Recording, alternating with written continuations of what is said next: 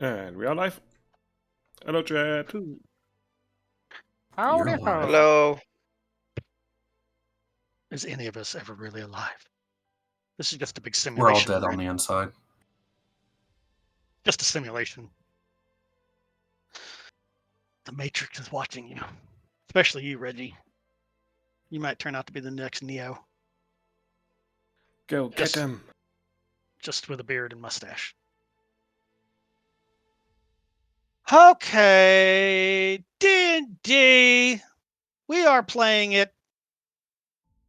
We're playing it for keeps today. Last time, you guys had split the party. Farlin is doing her thing, and the rest of y'all are doing vampire stuff with Mr. Warmond. You began your investigation with him on the vampire side of things and went to the two murder sites that had yet to be looked over. Found a few clues here and there. Found the bodies of disfigured men, smashed, slashed, and gashed. And you had not really gotten any closer to finding out where they are or who did this, but you are starting to put together some hypotheses about who's doing what, when, where, and why. Lady Farlin, with Ayuki at her side, headed over to the southeast quarter of the city to check on the rumors, or not the rumors, but the news that there is some kind of disease spreading throughout that quarter. I need my big map. Give me my big map. There we go. Yes, so Mist Wallow is on lockdown right now, the southeast province of the city. Farland went to check it out. A bunch of people camped outside of it. You can hear the sounds of suffering people on the other side begging to be let out. And we're not sick, let us out. You know, the typical cries and all that.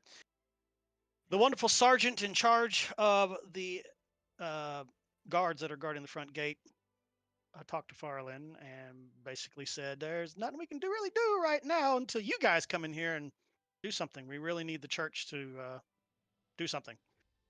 And so Farland took that under advisement, seeing that it is time for her almost. Let me bring out the calendar, and go into compact mode for me, please. There we go. Yep. Yeah, you got about an hour and 15 minutes, Farland, to get back to the temple to be on time, which will be pretty much midnight. Midnight. Am I missing anything else? I need my spreadsheet. Gimme.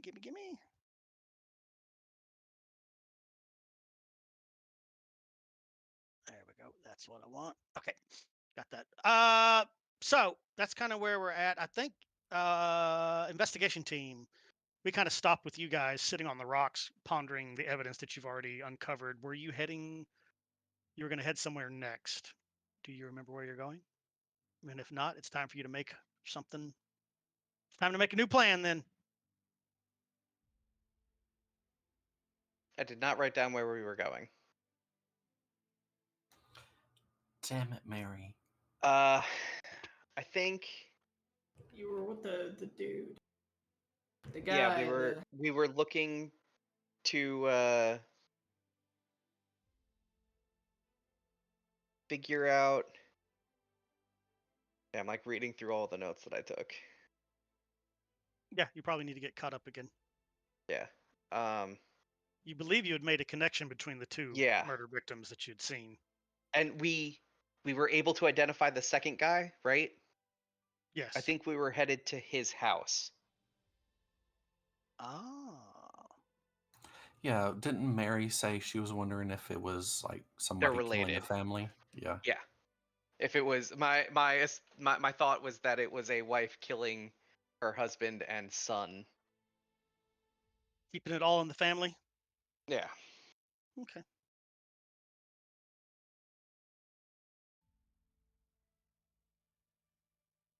Okay. And like All I've right, got so all of those notes written down in the party journal. I did not write down where we headed after that.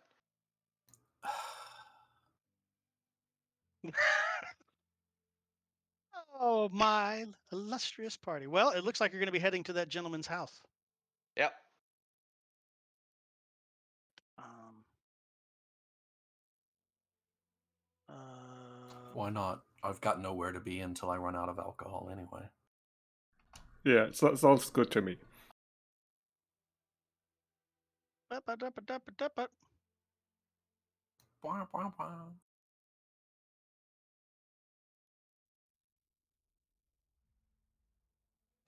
Just to make sure, Farland did eventually manage to get in game, right?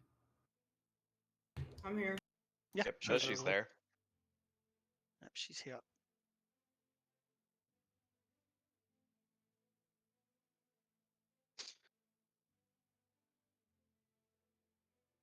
All right. So the dead dude's name, by the way, and these were both human males. It's Warmon that recognized the other guy, I think, because you guys don't know anybody Well, in the city. So yeah, it's not that we knew who he was, but he had enough of a face remaining to be identified, whereas the first guy didn't.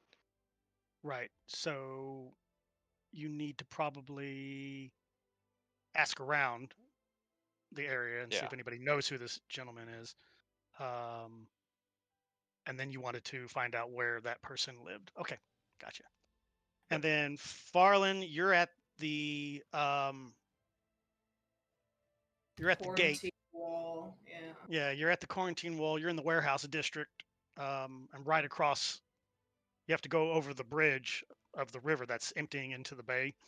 Once you get to the other side, then there's some more housing and buildings on the other side of it, but the gate is like right there, probably about 50 yards further down. So that's kind of where you are right now.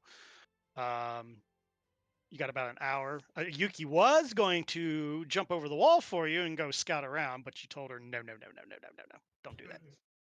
So she's kind of looking at you. So all right, well, what's our next move? How long do you think it'll take to get back to the temple? We are probably about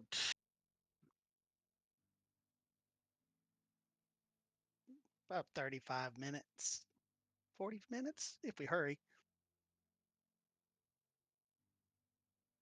I think we should start heading back then.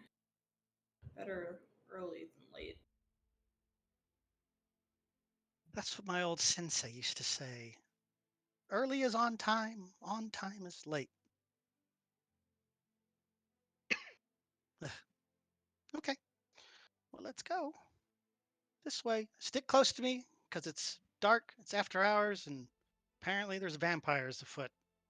I wonder how those others are doing with the investigation. Cut to.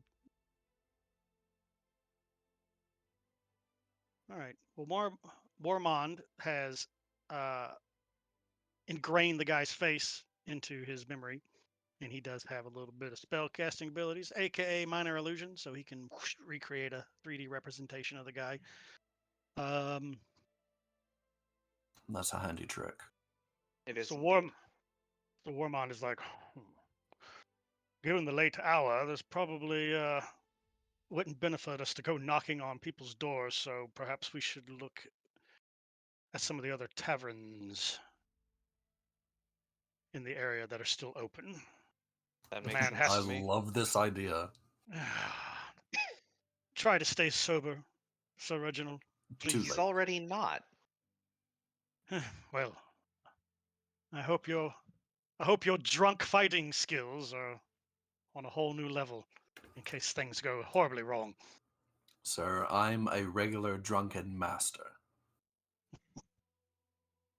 All right, well, let's see. The closest place to us is a tavern known as the Siren's Well, so I guess we'll head over there and ask around and see if anybody has seen this gentleman. All right, so the two guards that were there, he's like, you two, go ahead and police up the body, get it to the morgue. Yes, sir, Mr. Warman, sir. Come on. So they kind of get into the little rocks, because remember the other body was found in a dead-end cluster of rocks that had probably over time fallen from the cliff. thankfully not onto any houses. They weren't dumb enough to build their houses right at the bottom of the cliff, given that, cliffs Wouldn't tend to wear out. surprise me. Look at our brand new mansion. So unnecessary. Son of a bitch. All right, so the Siren's Well is not that far away. So you kind of head back along the dock area. Eventually, you come to a street, and you like this way because you're not familiar. So he's kind of your guide right now. So he leads you down another street, which is currently pretty well lit. There's a lot of lamps that are on posts lighting up the street, and it doesn't take too long for you to hear the sounds of revelry and light coming out of a door and some front windows there. There also appears to be people gathered on the front porch of the building. They seem to be just chatting with each other, holding Reggie's favorite thing in hand, mugs, steins, you name it. So they just seem to be chatting among themselves. As you I'm actively going to do what I can to keep Reggie sober as possible. how do you wish to attempt this? The hell, I man, you cock blocking motherfucker. I'm okay with him ordering a tankard of whatever, but after he gets his first, I want to make somewhat of an effort to keep the group away from the bar. You're And, trying the talking to impossible. people at the tables. All right, so this is all inner monologue, right? This is your plot that you're hatching in your brain? Yes. Okay. All right, so that's what you got going on. Counter to this, Reggie's going to be doing his best to sleight of hand people's drinks when they're not paying attention and empty them, because she's probably going to do a great job at keeping him away from the bar. But there are tons of drunk people, so we got to get our drink on somehow. I guess if you can sleight of hand your way into it, I can't do much about that. Well, I'll the attempt nice to keep thing an eye is- on him, obviously, but yeah, the nice thing is, since you specifically said you're going to be watching him, you're not going to be using your passive perception. You're going to be using active perception checks against his stealth roll, sleight of hand roll. So it's going to be a roll off, bro. It's going to be a roll off. Yep. So the two people with natural passive perception that's really high are focused on each other and not paying attention to anything. yeah, Perfect. shit. don't worry, Gruex got y'all covered. He's paying attention to everything around him. Yeah, but how's his perception? He's a tree. Did you know their roof?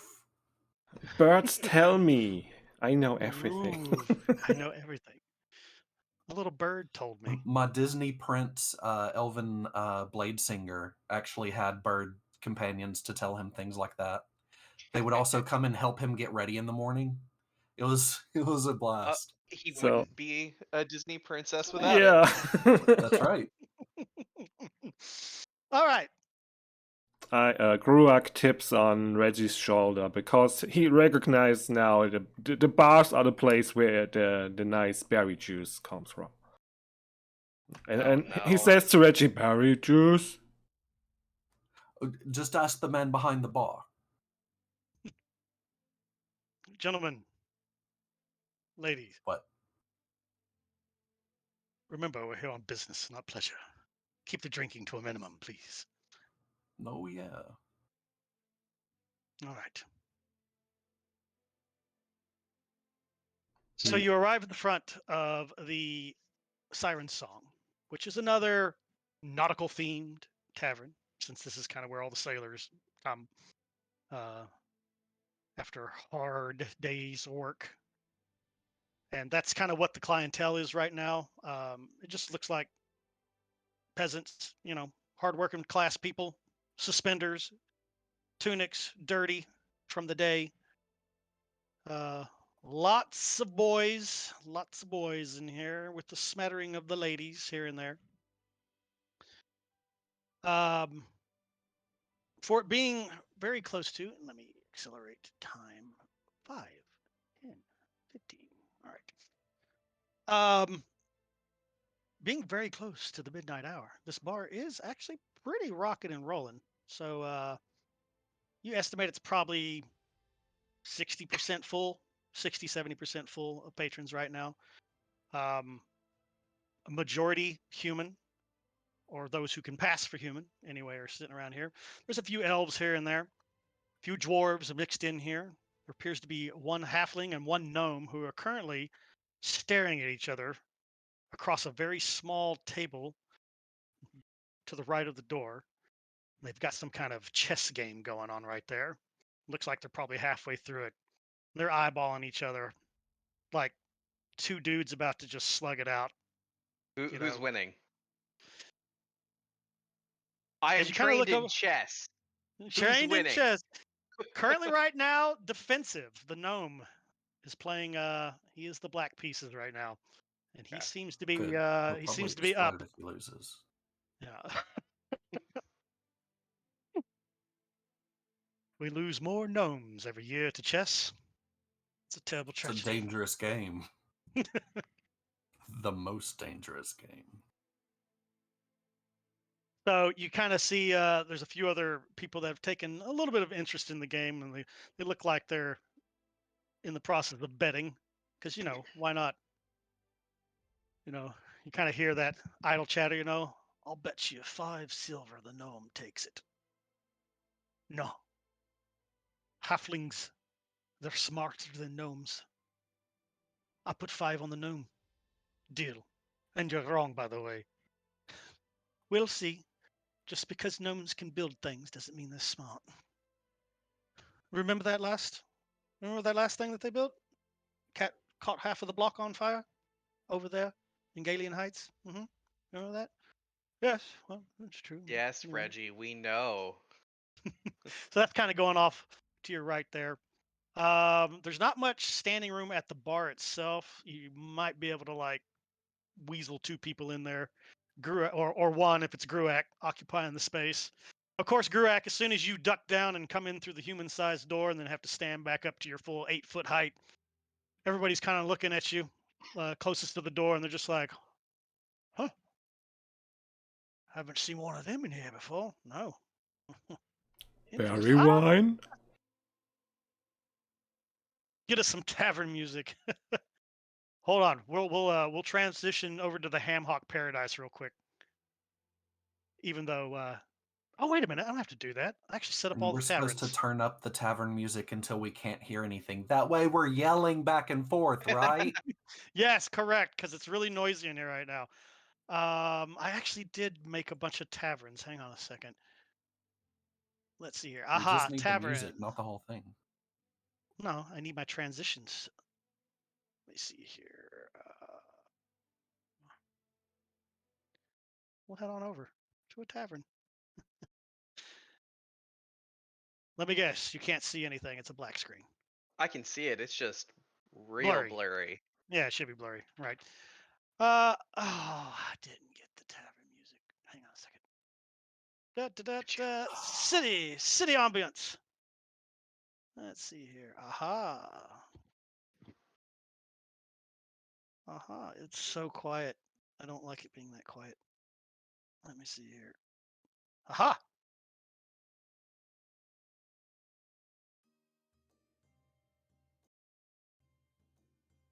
There we go. All right, we'll take that. I'll take that for now. Oh, I can't wanna- hear it. I can hear it, but this isn't very good tavern music. Well, they're chilling right now. They ain't like dancing everywhere. They're just chilling right now. They're just listen. This is your typical Japanese RPG tavern, all right? So here's your Japanese tavern music. Until I can build a just huge. barely hear it. Yeah, very There's a tab quiet. where you can turn it up. I can hear it Yeah, I'm just looking fine. for that. Third from the right. Yeah, I just have it set at a low level. There we go. Thank you. You guys can control your own. I try to mix everything to Where? a level that doesn't blow your eardrums out. Oh my god, I'm so fucking tired. Here's Where the can you change it in game? It's the Look at- third from the right, tab. It's a little speaker icon. On, That's a bell. on the top right? Yeah. Yeah, it's a bell. Is that a To the Makes right sense. of one of the blue Here. cubes. Oh. Oh, you found it? Yeah, thank you. All right. Yeah, it's terrible. Thank you. Now I know to complain about it. You'll love it. You'll love it. You'll love it. I'll have you Needs know more this. bell. This tavern song is about 5 minutes 23 seconds long. I just So turned it enjoy it. down. It's ambience. So yeah. Anyway. Don't worry. Eventually I'll get the rock ballad of Sir Lancelot, and then we'll all be good to go. All right. So that's basically kind of what you see here. It's a single-story establishment. A scattering of tables and chairs probably can seat a total of about 50 people comfortably. More than that if you want to get a little bit closer. But right now, yeah, there's probably about 30, 35 people in here. Kind of all just relaxing, having good drinks, good conversation, and just chilling and relaxing from a hard day's work. All right. Gods, it's terrible. All right, let's focus on the mission. Warman, vampire things. Tree man, berry juice. Berry I'll go with you. juice.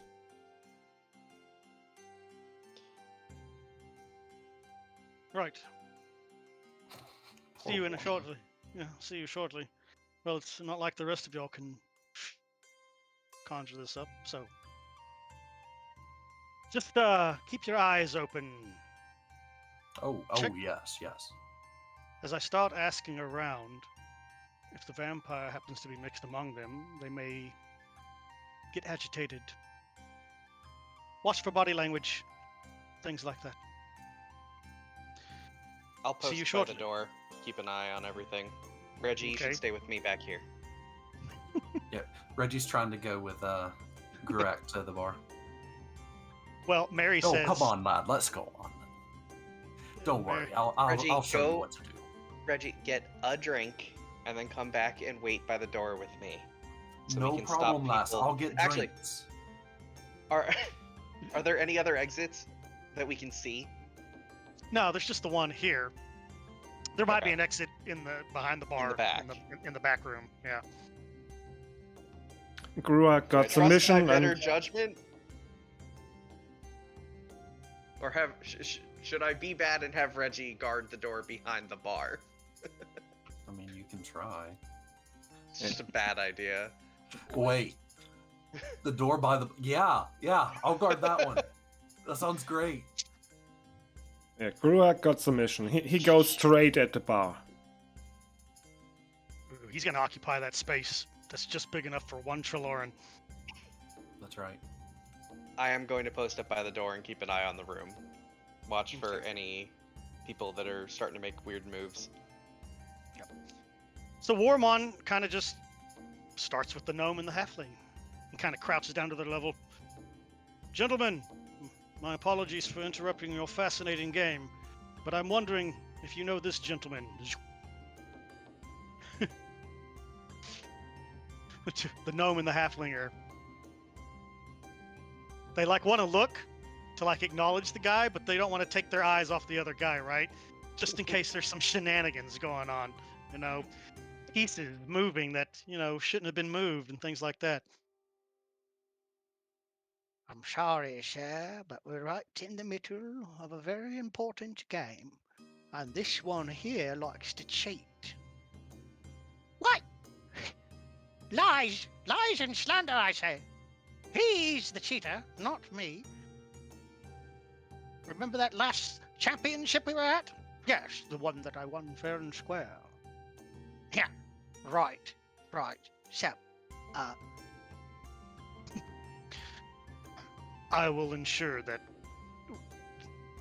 none of you cheat, just please. And he kind of holds his hands over the chessboard.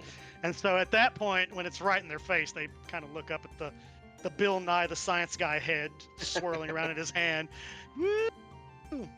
No, I ain't seen him before. Now, go away. Go bother someone else with your fancy magic tricks. Let us get back to our game. Sorry to have disturbed you, gentlemen. And he kind of starts slithering his way through the crowd here. So you post up by the door, Mary. You're kind of keeping a peepers on everything. How closely are you going to watch Reggie from this point on? I'm not. All Eye right. on the birdie. All right. So Gruak just lumbers his way through, trying not to knock people over, going sideways when necessary. He kind of has the effect of, Moses parting the Red Sea, though, as he comes by, because he's a big 8-foot-tall tree walking into a, he's probably going to be the Excuse me. butt. Right in his wake. He's probably going to be the butt of some jokes later on. So a tree walks into a bar, right? So that's probably coming. Trying to some jokes. All right, so Gruak, you wade through with Reggie riding on your wake, and you belly up to the bar where you tower over everybody else that's sitting there. Hello? You're quite the tall one, aren't you? There's a human gentleman sitting there, probably in his late 30s. Sandy brown hair and leathery skin. Looks like he spends a lot of time out in the great sunlight provided by Tarshana, of course. The bartender behind the bar is your stereotypical, slightly pot-bellied, probably drinks way too much of the product that he sells. Also a human, probably more in his mid-50s. He is sporting almost a mustache as magnificent as Reggie's. Not quite. Reggie, does yours have that curl on the end? You have the curl, don't you? A little bit, yeah. Yours curls up. Yeah, his is the Wilford Brimley. He's the Wilford Brimley walrus mustache that hangs down. But he's got clean chin, no chops, none of that stuff. But he's got the Captain Picard horseshoe graying hair and completely bald on top. Quite distinguished. Yeah, and of course he's got his white apron on, which looks like he's wiped his hands on it probably for the last 8 hours. So, very sanitary, no doubt. Probably washes his hands after, every interaction, obviously. So he's finished his pouring some beer out of one of the kegs that's up on the countertop, a little off to the right of your position, and gives it to the dwarvish gentleman at the bar. And then he kind of looks over at the other people that are looking up at you, because one moment he was just there serving people, and the next there's a tree standing at his bar. And he looks at you as if he has never seen your kind ever before. Hello? Hello, you have berry wine?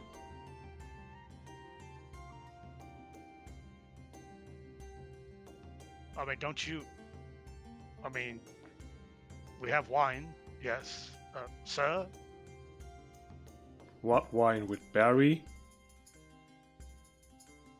Oh, this We is have- going swimming. Swimming. He kind of looks at one of the other patrons next to him, like, don't look at me. We have red wines, white wines. Yes. What he wants you to do is take all of them and pour them in a bucket. So Reggie leans out from behind him. Hello. More is- berry, is- better. Is this It's my your- tree, yes. Reggie, friend. Oh, okay. Yeah, see? All right. Very well then. So you want? Say that again. You want me to pour the wine into a bucket? Put Like the berry entire juice bottle. in berry juice. There you So go. more berry in one. Yes, take several bottles of wine, different types. Lad, it can even be some of your wine that's a little bit on the turn. He won't care. And you can offload a little bit of product.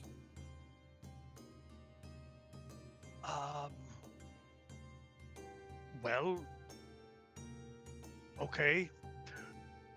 I suppose so.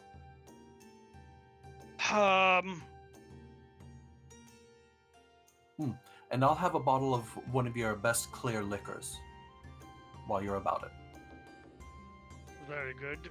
Before I go pouring entire bottles of wine into some kind of mixed concoction, I'm going to need to make sure you can pay for it. 2 You'll platinum. probably- I'll just slide it over onto the bar. Reggie, why they Do us don't up, know Will. berry juice? We'll just get all that done for you right there, sir. All right, mark 2 gold or 2 platinum off of your D&D Beyond sheet.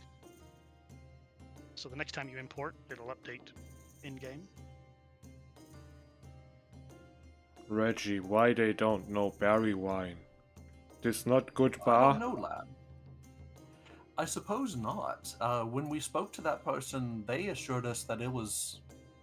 Oh, it may be a regional thing. Sometimes different places have drinks of choice. Oh, Like, they may have had berry wine, and, like, neighboring elven communities would just have piss, whatever the hell elves drink. I mean, he's not wrong. The guy chimes in next to both of y'all on the other side. Another human. Looks to be probably in his late 30s. Black hair. He does have the mustache and goatee. Very nicely trimmed, so he doesn't look like a slob. Fairly muscular, so probably some kind of laborer. He's not dressed like an adventurer or anything. He's just, wearing regular old tunic type clothing, leather pants, stuff like that. He's like, he's not wrong. It's a cultural thing. But if you're looking for dreamberry wine, right? It's an elvish Oh, concoction. yeah, that sounds right. Yeah. You may want to try up there in Alistair's vineyard. It's in the Belwyn district. Alistair's Belwyn. Very I well. take it y'all are not native to the city. You Oh, no, certainly- lad. No. certainly don't look at. He kind of looks over your old ass yarn freaking clothing that you're wearing with all frayed and old, and then it's a Trelawney, so yeah, one that he's never seen. Gruak likes sweet berry wine That he Yeah. does. with many berry. Well, like I said, you might try Alistair's vineyard in Belwyn. They might be able That to sounds get you like a what you good want. idea. You won't be able to do it tonight, obviously, because, well, decent people are probably asleep at this time. Oh. I'm afraid I don't know any decent people. Me neither, sir. Reggie, So what's your name? Ah, we need lad, to I'm go Reggie. to What's your name? Sorry, Tree. Go ahead. Reggie. We need visit place before go. Yes, of course, lad. I'm not going to deprive you of drink. I've done my best to do quite the opposite. Oh, I may, Sorry about that, lad. When he speaks, I try not to interrupt. He doesn't speak often, so I like to give him his druthers. Very respectful of you. Your names, if you don't mind, and where are you from? I can't quite This place is- your accents. Master Trelorn Gruak, guest of the city, and I am Sir Reginald Pinwood. nice. North and west. Both. Right, well met to you both. My name is William. William. Hi. Sorry, nothing as fancy as Sir or Trelawney Gruak. Oh, it's okay, Billy.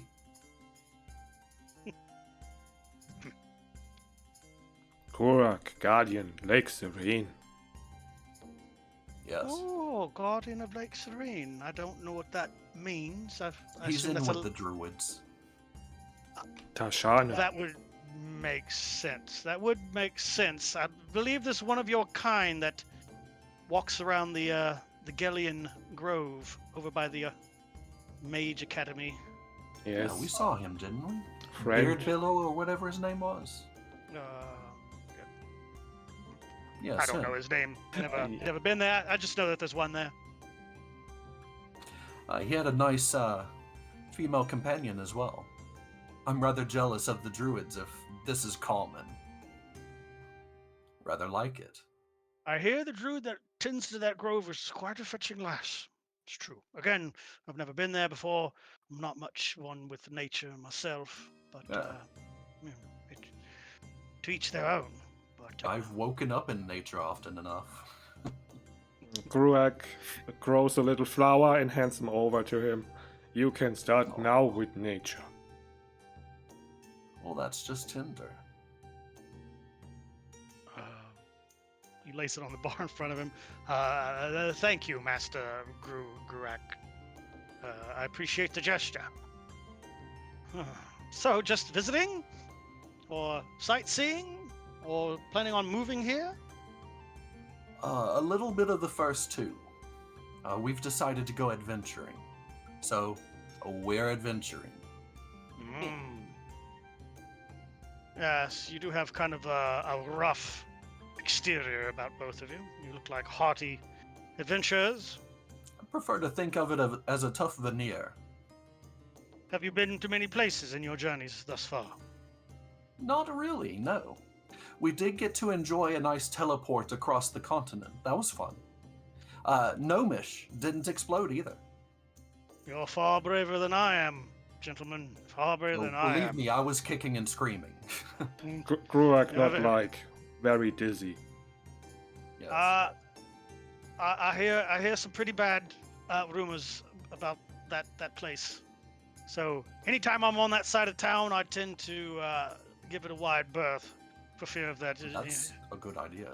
It might actually explode. So, well, good to know. Teleport though, wow. That means you must be very well-to-do adventurers. Last time Yes, I well, checked, we were before that. I was about to say, I hear it's very expensive to use that Yes. teleportation technology. Where did you come from? The Dwarven Mountain, whatever it's called.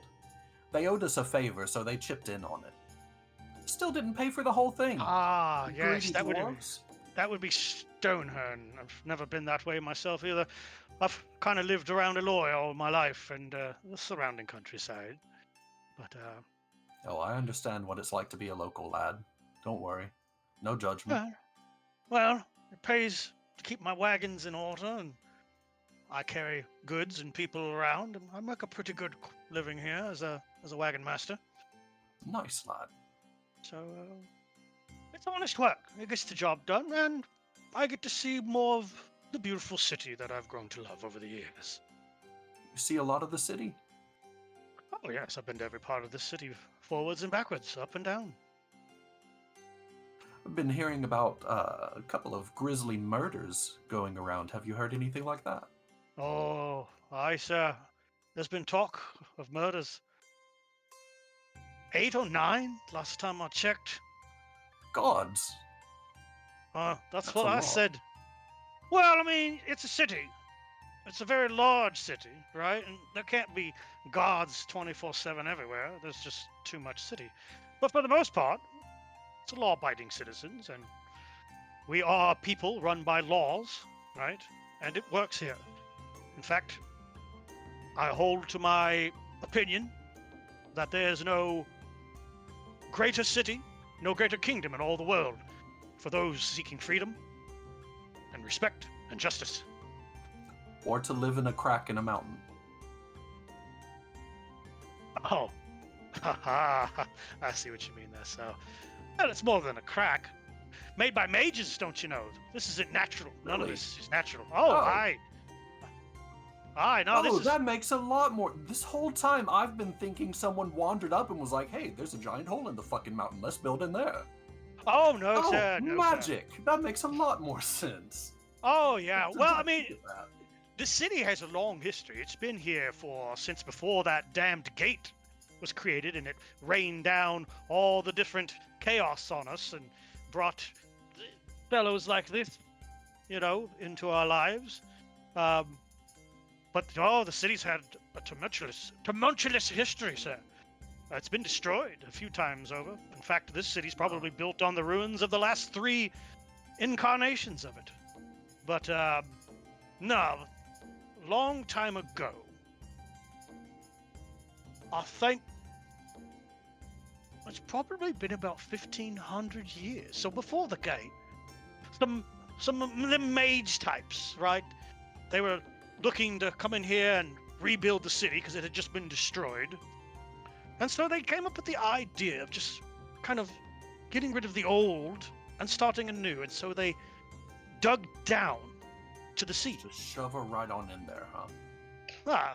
They thought perhaps putting it out of the limelight, if you will, right, might afford it better protection for any future calamities that may be coming on.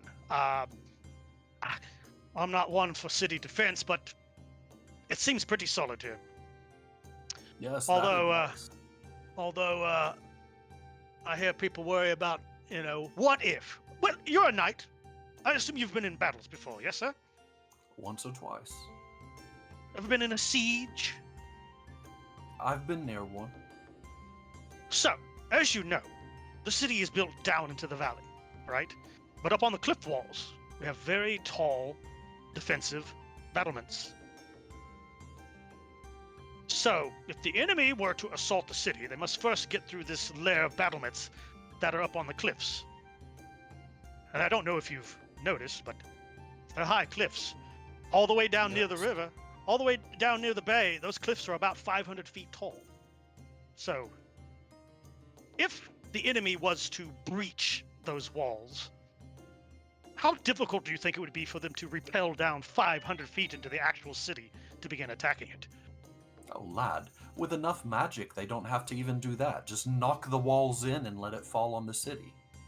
Well, I mean, that's why they don't build near the walls. They thought about that. That's why those areas are kind of zoned off. If you've been on the outskirts, you'll notice there's no buildings or anything other than the temple. The temple, of course, is built into the side of the cliff. But they would never be able to assault that. That place is so holy and full of magic. I pity any fool who tries to assault that place. Agreed. It's like, could you imagine mortals assaulting a god? It's hilarious. I almost punched a deacon earlier, actually. Oh, really? Oh. Yeah, he was a little cheeky to a friend of mine. Oh. Well, that happens from time to time. Sometimes the clergy can get a little bit uppity with Azarus this and Azarus that. Certainly no comment on his position. It was purely a personal matter. I'm just as religious as the next man. Oh, well, that's good to know. That's good to know. So, anyway, it's a beautiful city, and it's a wonder of the world. It really is. It really is, honestly. And this is my unbiased opinion, right? If I didn't live here, it's a wonder. It's a wonder of the world. I mean, this place is a repository for knowledge and magic, nature, some of the best architecture I've ever seen. I mean, I don't think there's any other city in the world that matches the achievements that this city has managed to create. Do you imagine a place like this attracts its share of monsters? I've been thinking about those murders and how grisly they are. Oh, Have you heard anything about beasties running around? Maybe shady figures? well, I mean, You know, the it depends typical. on your definition of beasties. You know, I don't want to sound, racist or anything, but I you know, know. gnomes. I understand. well, no, not the gnomes, sir, but we have the likes of minotaurs walking around Oh, and satyrs, and I've even seen a full-blooded orc or two walking around in the city. Might have even the caught greenskin. wind. Full Aye. blood. I even seen a few of them there, small little lizard folk. Them, what do they call them? Kobolds, them little kobolds, walking around Oh. here and there. As long as they maintain the law of the city, everybody's welcome here. So, but if you're talking about like monsters that like prey on citizens, can't say that there's many around here. I mean, there's rumors of vampires and stuff, if you believe in that sort of thing. I suppose anything's possible. But, I mean, I heard that a few of those people that were found was pretty hideous, so maybe there is some kind of new beastly monster running loose. If there That's is one, what I'm afraid of. they haven't sounded the alarm yet in the city guard. Hey, Caddy, did we figure out the name to this guy, or do we just have the description of the corpsey guy? You just have his face. So that's what you're trying Okay. to find right now. Bormon's trying to get a name to the face. So that's what he's doing right this very second. Gruak. Reggie is engaging this gentleman in conversation while the bartender's busy pouring buckets of wine together. It's the only bucket that he could find, and he washed it with water and He stuff. takes But the mop out. It's like one of those little umbrellas you put in. yeah, it's basically a metal bucket. It's not a wooden bucket. It's actually a manufactured metal bucket, and he does wash it, and he does wipe it out, and then he just starts pouring in, mixing in the white and the red wines together to make a crazy ass weird concoction that you might enjoy. And Reggie, you wanted him to give you a finest bottle of his best liqueur, Yep, just something clear. just something nice and clear. Oh, well, if you want something clear, he'll slide it over to you. It actually has, as you're carrying on the conversation with William next to you, he puts down a bottle of clear, and it's got a nice manufactured label on it. The bottle itself is see-through.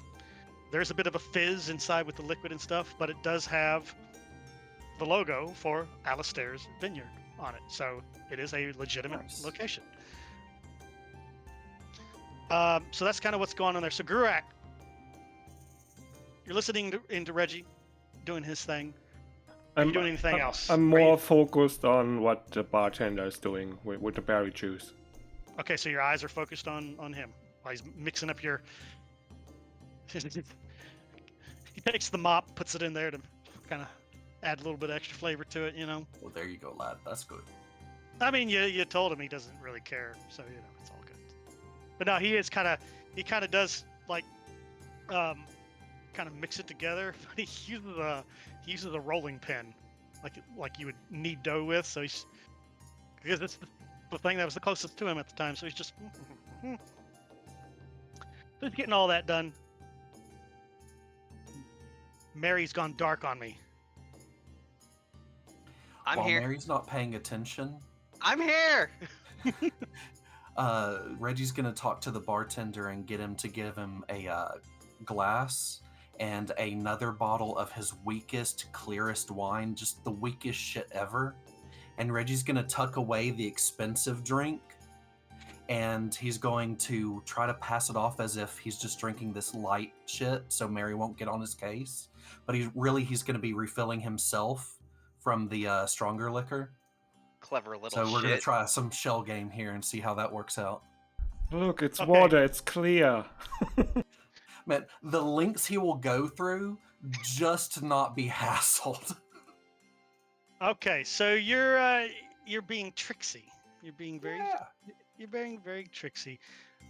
Mary, you're busy paying attention to all the patrons that are currently Yeah, in here. and to be fair, if Reggie looked over at her, she would clearly not be paying attention to him right now. Okay. I assume you do that, Reggie. You're just like blah blah blah blah, and then kind of a Yes. It's pretty damn obvious if anyone's watching Reggie. He's fully focused on staying concealed from her, no one else. all right. Well, she's not really paying attention, so that's going to be easy to achieve right now. Because he's so sneaky. Yeah, that's why. Now, I mean, Gruak is here, but Gruak probably doesn't care. He doesn't know that Reggie's not supposed to have all that liqueur all over him. All right, so you're going to be doing that. Is there anything else immediately that you want to ask William as we cut over to Mary? No, Reggie in his current state cannot figure out how to get a description of their target to this guy without it sounding suspicious. So he's just going to kind of get stuck grinding on this useless wheel of conversation. Okay. Looking for the exit button, but not finding it. As planned. Yep. Jerk. Mary, so you're kind of watching the patrons, and of course, Warmon, you sweep your eyes in his direction as he's making his way through the 30-plus Patreons towards the back of the bar. He keeps lighting up his hand, or he keeps it up, and he's just like, hey, this, hey, that, hey, this, hey, that. Why don't you give me a perception check as you scan the people? Okay, right. So I gotta actually go in. There we go. He said perception. Yeah. Perception. Clink, clink, clink, clink, clink, clink, clink, clink, clink. Not 24. Bad, not bad, not bad. You see one of the new updates there? It actually adds icons now for the skills, which is pretty cool. I did not notice it, but yeah, that's pretty sweet. Wait a minute, how come Mary has no portrait? That's a fantastic question. Why do you not have portraits? That might be because of the skill check. We'll see when somebody else rolls. Hang on a second. Let me check something. No? Okay. So you're I thought missing it your might be portrait? because I rolled while my sheet was popped out, but that was not it. No, I think it's because it's a skill check. So during combat or during, try saying something like speak. Yeah, it's doing it to Reggie too. So all right, cool. So I probably have to turn something on in the. Oh my God! No, where's it at? It got rid of your portrait even while you're talking. Yeah, it did. Is it because our tokens aren't on the map? Yep. That's why it is. It doesn't have any images to pull from. That's why Yep. it is. Okay, yep, there you go. Hey, you figured it out. Thank God. All right. So 24. Okay, so your eyes are darting back and forth, to and fro. You're just looking for that body language out there. And your eyes lock onto a individual who seems to have taken note of Warmon moving through the crowd, showing off this holographic magical head that's spinning around on his hand. And he seems to fixate on the guy. Like you kind of watch him for a few seconds, and it's clear to see that this gentleman's eyes are locked solidly on Warmon's every move and where he's at currently in the bar. He is currently seated at a table with two other individuals. They all look human from here. They're kind of more towards the back of the room, so you're seeing them by torchlight, basically the torches that are lit, Right. in their sconces, and the chandelier that hangs from above. That, in typical nautical fashion, looks like a steering wheel for a ship that's been Right, converted into a yep. chandelier type thing. So it's kind of up there. So it's kind of hard to see, but they do all appear to be human, just dressed in your typical civilian type clothing, regular old civvy clothes. But it's hard to make out any details other than he looks possibly redheaded, short red hair. But that could be a trick of all the firelight that's in the air. But Okay. So he just seems to be kind of watching that. And as you're watching and just kind of taking interest in kind of what he's doing further, he kind of leans in as if he's whispering to the other two people. And one of them kind of turns to look over his shoulder, over where Warmond is currently, like on the back right side of the bar of the tavern. And he kind of turns back and they lean in again and start whispering to each other. And then as Not Warmond... making any moves, just whispering to one another. Yeah, it just looks like they're talking, maybe making fun of him or something, or questioning like, what the hell is this half-elf doing here type of thing. It's hard to tell. Their body language is just, it looks like people that are talking in private, and they're kind of taking note. Can I make an attempt to get Warmon's attention and kind of point out that table? How do you want to do that? Well, 'Cause- subtle hand signs would be ideal if he ever looks at me. If he ever looks at you. He seems to be pretty engrossed right now in focusing on all the patrons, one table at a time. Okay. So if that's the case, then I will just stay posted near the door and watch them. If they make any moves, like anyone goes to stand up or anything, I'll figure out what to do then. But for the moment, I'll just keep an eye out on them. Okay. Well, Warmon moves to the next table and all that, and you kind of watch them. And the guy with the short red hair that you first noticed, he kind of leans in one more time to talk to the other two guys. He's kind of doing some hand gestures. It's just like, If you're doing something on screen, I cannot see you. What? Why can you not see me? Because I'm not at my computer. Where are you? Sliding In the down a kitchen. mountainside? In the kitchen. I'm making dinner. Go ahead. I can see you now. Yeah, so just like, you just seem like, And he kind of nods, and then he stands up, Okay. and he's coming your way. Like he's gonna leave. He's not in any rush or anything. He just looks like a guy who's on his way out. As he gets a little bit closer to you, though, definitely he is human, maybe half elf. It's kind of hard to see. The ears don't look that pointed, but the eyes kind of have that almond shape to him a little bit. He is a redhead. He does have a completely freckled out face. He's like big time ginger. And looks like he's probably in his late 20s. He's not poorly dressed. He ain't no royalty either. So probably, kind of a lower class citizen, but the clothing is kept in good shape. It's washed. It's not frayed, anything like that. He does have a scar that runs along the left side of his cheek, and it kind of runs down to his neck and then kind of stops there. Clean shaven, doesn't have any facial hair or anything like that.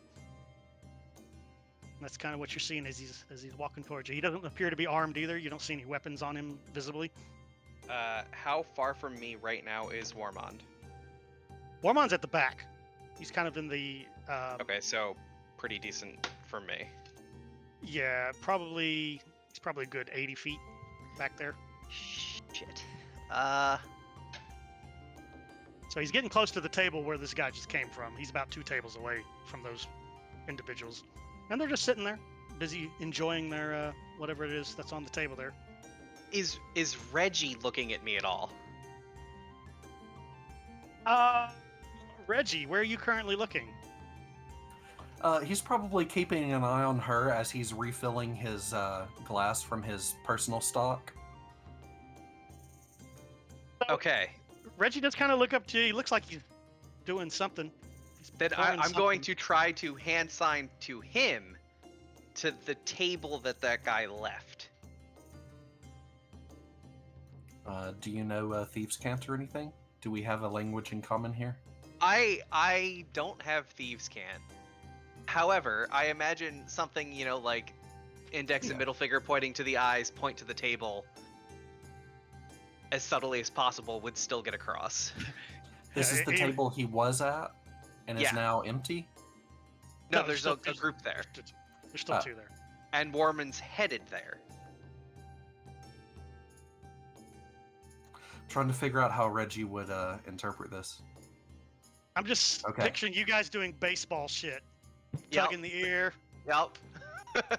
Exactly that.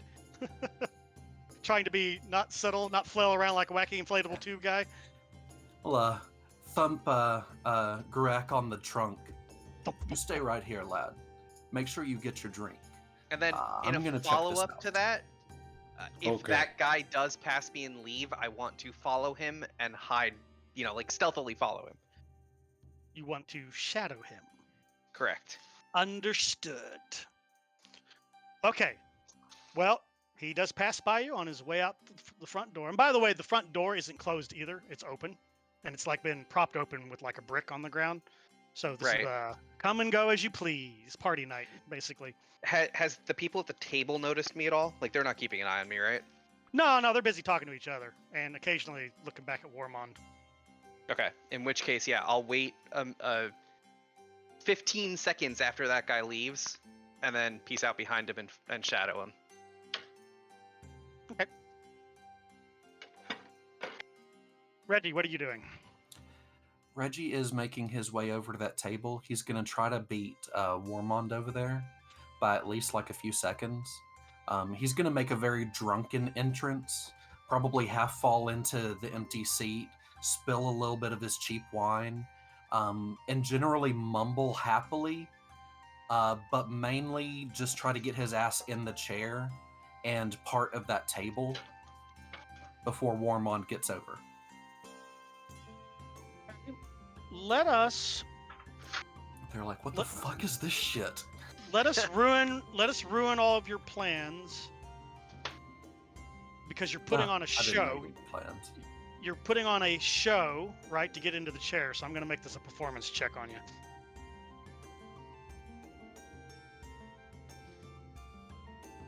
I always go to the wrong tab. There You're we a go. bad tabber. You're a bad tabber, sir. Boom. Not bad. All right, Not bad. I do a private blind GM roll just so everybody remembers. Oh, that's right. I see it. Is it actually hiding it now correctly? Yes, sir. Okay, good. Yay, bug patch is fixed. Yay. That's the nice thing. That's the nice thing about not playing for 3 weeks. It gives them time to patch this shit True. up, get it all fixed. Like, just to completely ruin your 12 roll, go to the quest log now on the journal page 12. and take a look. Look, we have portraits now. They fixed it, so now you can see who the quest giver was. Quest log. It's at the bottom of the journal. It's a big green button at the bottom of the journal page. Got it. You see now, it actually shows the Oh, people now that nice. actually gave you the quest and all that. So yay, bug fixes! Woo! But the turn program still doesn't work. Where it puts the I am super stoked to see the picture of Mother Elena.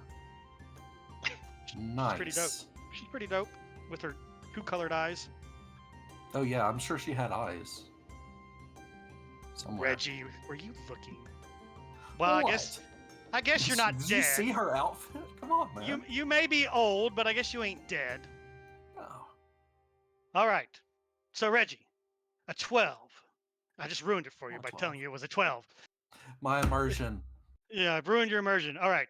I will remember that you are on blind roll from here on out, if you're lucky. I mean, either way, Reggie thinks he's doing great. You did fantastic. So you just kind of stumble into the chair because it looks like it was a available chair and you were about to fall over. So you kind of slam down and you spill your stuff everywhere. And so the 2 gentlemen that are sitting here are also human. They also look like they're in their 20s, probably mid to late 20s. One of them is just now starting to grow a little pencil mustache, you know, Oh, lad. a little bit of facial hair is coming in, right? He's a man now. When He's it a grows man. up, it might be a mustache. He's a clean looking lad, kind of handsome as far as humans go. He's got a mess of curly brown hair that kind of sits on his head like a mop. So the hairstyle not quite there, but the face. He's a nice looking mama's boy. So as you hit and splash shit, he's like, "Oh, come on now, the fuck? Who are you?" Oh, sorry about that, lad. Here. He'll reach over with his cheap-ass wine and just pour some into that guy's mug, whatever the fuck it was. Yeah, he He'll has like just a kind little of top metal it off, kind. splash some around. There you go, on me, lad. Sorry Hey. about that. I just needed a place to sit. He like puts his hand over it and it goes splash and he pulls away. Hey, now I didn't ask for that. Oh, that seat's already taken. The other guy says. So now the other guy, he's kind of a little bit like pudgy faced, kind of a very flat type of nose and kind of bigger lips, you know, a little bit puffier lips and stuff. His eyes are like beady. It's like somebody stuck Mr. Potato Head on a human body, right? A little bit. So, you know, a little bit like that. So he looks a little slow, and he's like a smaller version of Sloth from the Goonies, just not so fucked up looking. So he's just like, "Oh no, that seat's already taken, sir. You're gonna Reggie have to go." knows he can't talk his way out of shit, but he knows how to be drunk. So Mhm. he's going to do his best to just block out whatever the fuck they're saying. And while they're talking, just be like, "Don't worry, it's on me. Around from my friends here." And he'll almost fall out of his chair, kind of pull himself back up. Way overdone. Way. I've got to earn Well. that 12. Well, I mean, he's buying. Wow. Well, I mean, if you're buying something, I guess that's fine. Just when our friend gets back, that's his chair. All right. Patty, I saw that. That first guy looked over at the dumb guy. When he does that, I'm going to refill his mug again. Just keep things chaotic. No, don't worry. I'm sure I won't be What are you drinking? Well, I was drinking some ale. What are you drinking? Well, belly up, lads. My table is your table. Hey, This is some our funkies, table. lads. Nice of you to join me. This is our It's table. wonderful here. I like this place. All right, all right. Listen. This is exactly what I had in mind. Thank you, Reggie. Mhm. All right, all right. Forget it, forget it. We don't want your drinks, okay? We just, if you could, sir, you're way drunker than we want to deal with right now. So if you could leave. And then right as he's kind of bitching at you, Warmon shows up. Excellent, Caddy. Reggie. Making new friends, are you? Oh, yeah. I was getting this table, and all of these guys came to join us, and I volunteered. Hurry up with those drinks. I'm getting a round for everybody. Do you want some? It's pretty terrible wine. I'm good. I never drink when I'm working. Gentlemen, I'm sorry if my drunk friend is interrupting anything that you may have been doing that was meaningful. However, have any of you seen this gentleman before? Meanwhile, outside, 15 seconds later. So, No fucking clue what you were trying to communicate to Reggie. He was just like, oh, I'm gonna fuck these guys up. Honestly, I'm not sure what I was trying to communicate to Reggie. Excellent. That's all good. I just wanted like Reggie to know about the table's existence, that like there was something up over there. Oh, thanks for Mary. letting me know that the table was free. That's really nice of you. Mary, you do remember that when Reggie's left alone unsupervised drunk, you'll come back in here and half the bar will probably be beaten to death with a chair. I'm And okay he'll with have that. to Reggie is Perfectly okay with fully that. proficient with everything in this room. He's like gnawing on a guy's leg. Please let me go, sir. Let me go. So, all right. So you wait 15 seconds, Mary, and then you kind of walk out into the cool night air. Oh, hang on a second. Let me let me pull the full calendar. Get us out some here real cool night air music. quick. Correct. Still Listen to waiting the for a shitty drink. tavern music? Do, No, they Greg. need to find berries first? All right, it's the 9th day of Prem on the day of Rana. So no, it is not a nice cool thing. It is a. It's probably cooler than the rest of the city because of the breeze coming in off of the bay and stuff. But that also adds to the humidity. So it is Lovely. a mostly cloudless night. So there's lots of stars up. You can see the moons are up there right now. And this time of year, go back to compact, please. Thank you.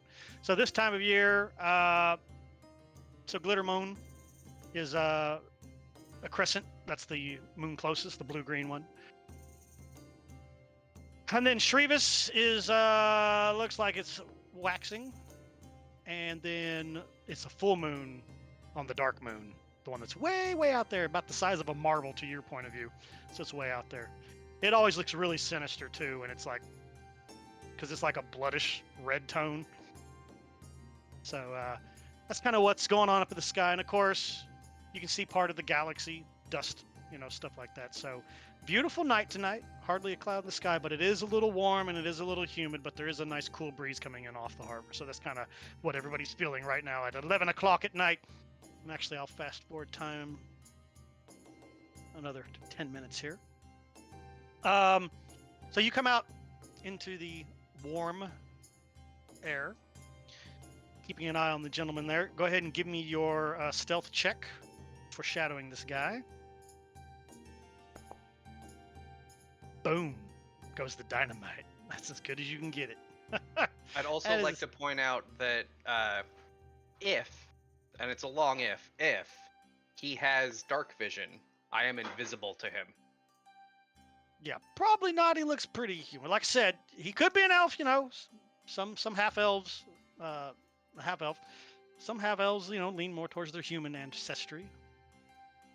But he doesn't actually go too far. He actually walks up to one of the three people that are on the deck here, the front deck, that are just enjoying a drink, leaning on the rails out here. And you hear him like, "Hey, do any of y'all have a match on you?" Yeah, I think I got one here. There you go. Oh, thank you very much. Light me up. So he pulls a pipe out of his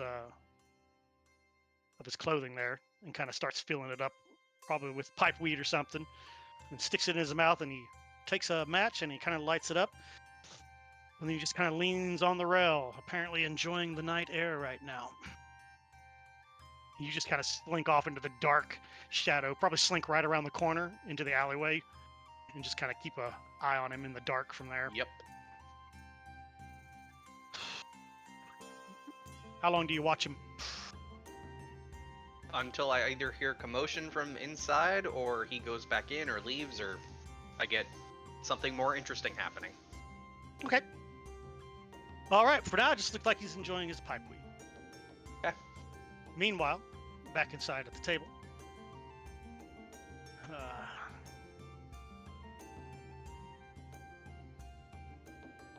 Oh, that's magic, isn't it?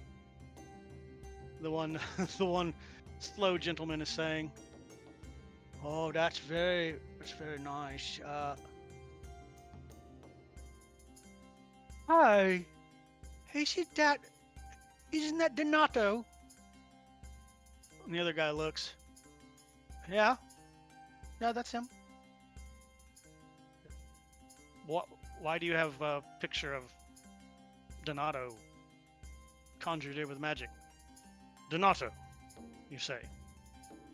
Hi. How well do you know him? I mean, we're not best friends or anything, but we've worked a few ships together on the dockyards before. Do you by chance know where he lives? Well, I might. I mean, it depends on who's asking and what you're asking for. Yeah, what are you asking for? Hmm? Does Reggie just... Do you calm your drunken state down and listen in, or you just keep... Yep. No. He's trying to move back into the background a little bit. Right. Oh, you've gone into your drunken stupor. Got that one eye open. My name is Warmond, and I am a servant of the king. So you will answer my question, gentlemen, or I will cite you for obstruction.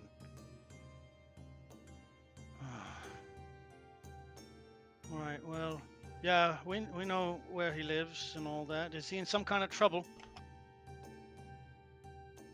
Don't worry about it. We just need to talk to him, that's all. All right. Reggie's gonna go ahead and get out a couple of pieces of gold and set it up on the table. There you go, lads. Mr. Walmart, when you talk to Donato, can you remind him that he still owes me for that lunch I got him a few days ago when he was without anything, okay? I will be sure to tell him that. What name can I give him? I'm Edmund, sir. Edmund, yes. He'll know me. He's always been very nice to me, so I thought I would return the favor when he didn't have any lunch, so I gave him part of mine. Aw, he sounds like a good lad. Is he good to everybody like that, or was it just you? Oh no, he's good. I mean, he gets the job done, and he helps out, and he's done with his work. He'll volunteer to help other people. He's not like all them other lazy people that never help anybody but themselves, you know. He's helped me before. He even took the blame at one time when I accidentally dumped an entire pallet of sugar into the bay. He took the blame for me. That's a hell of a lad. Oh, yeah. Is there anybody who doesn't like this fellow? No, I think everybody... I couldn't imagine there would be. Hells. No. No, the other guy's like, no, he's a pretty stand-up fellow. Was he good with the ladies? Yeah, well, he was handsome, so yeah, a little too good. Was he few a times- heartbreaker? Well, he's a lady stealer. I mean, the few times that we actually went, bar diving to look for ladies of a looser nature, I found one that I fancied, and he ended up taking her. So, No. What a bastard. Yeah. I kind of stopped asking him to go bar hopping with me after he took the third woman that I was So- interested in. Pretty nice guy, but an asshole when it came to the women. Well, yeah, he's greedy. He's greedy with the women. Yeah. But he always could find the beautiful ones, though. Always. For some reason, they liked him. Whatever. I don't know what he's got that I don't, but Reggie will kind of go quiet and look over at Wan and see if he wants to take over again. who the hell is Wan Wan? What's his name? Wan something? What, Warmond? My. Yeah, Warmond. Wan. What? Mr. One Ton. My. I promise I God. knew his name right up until I needed to say it, He's in. and then my You- brain was like, Wan, sure, why not? For fuck's sakes, he's in your journal. Yeah, but the journal's a couple of clicks away. You can even click on his image and see a picture of him. He's a half elf. Look on my stream. Remember, listen. There, take that, you bastard. There. Fine. He's a ginger. Remember. I get it. Remember, Yuki has the hots for him. That's even in your little journal notes on what you know about Warmon so far. Okay, so what do you do with Mr. Wan? You bastard. After asking his handful of seemingly intelligent questions, Reggie will kind of go quiet and look to Warmond with the "It's your fucking turn, NPC" kind of look. You know, that look everyone uses, right? Oh, he just kind of like waves his hand a little bit to dismiss the illusion, and it kind of disappears in a little bit of arcane puff of smoke. He's just like, and he reaches in through his little hip satchel, and he pulls out some parchment, pulls out some charcoal, and he's like, "If you could, let me know where he lives." Oh, absolutely. Don't want to be obstruction to one of the king's agents, but I hope he's not in too much trouble. I mean, he's a bastard for stealing all my girlfriends, but I don't wish any harm on him or anything like that. Yeah, and don't forget, tell him he still owes me. Right. I mean, he doesn't have to because he was so generous, but if he wants to give me a free meal, I won't object to it. Noted, my friend. So the guy Hey, kind of sketches a little bit. Fellows, do you know anybody who would, I don't know, rip his fucking head off and leave him dead in an alley anywhere? Warmon's like,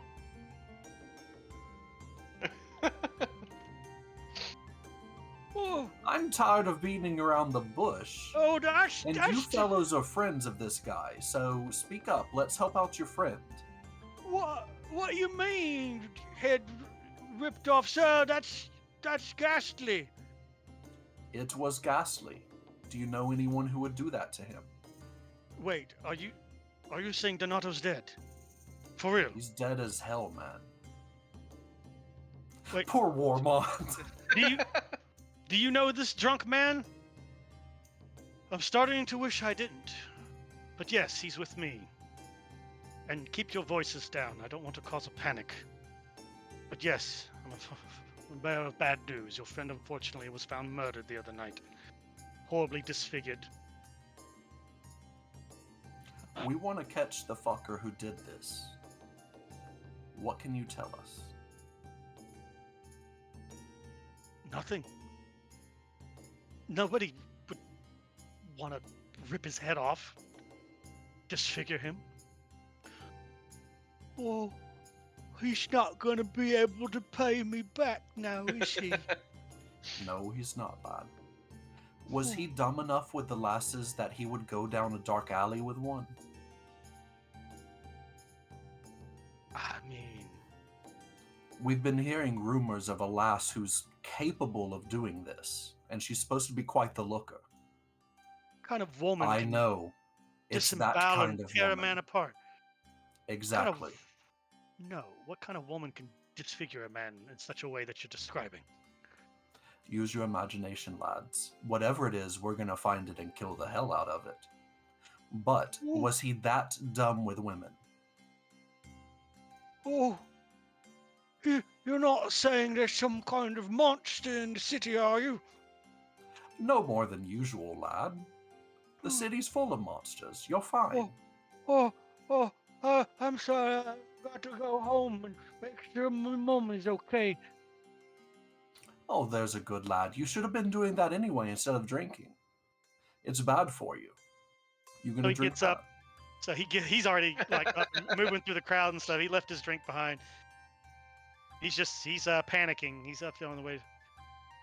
I mean, if you're asking me, would he take some wench into an alleyway to try to fuck her? Then yes, of course he would. I got you. Did he have a recent lass or anything? Anyone that was known to be around? I'm trying to find anyone who might have been a habit. He was with the other day. He was with I can't remember her name. Absolutely breathtakingly beautiful. Platinum hair, blue eyes. She couldn't have been probably not even in her 20s, I would say.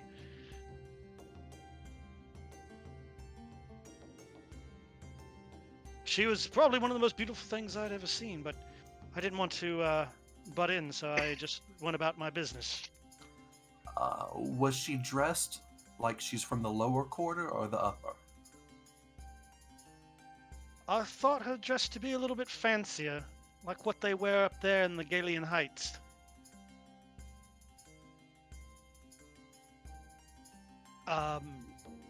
Silk, white, very clingy.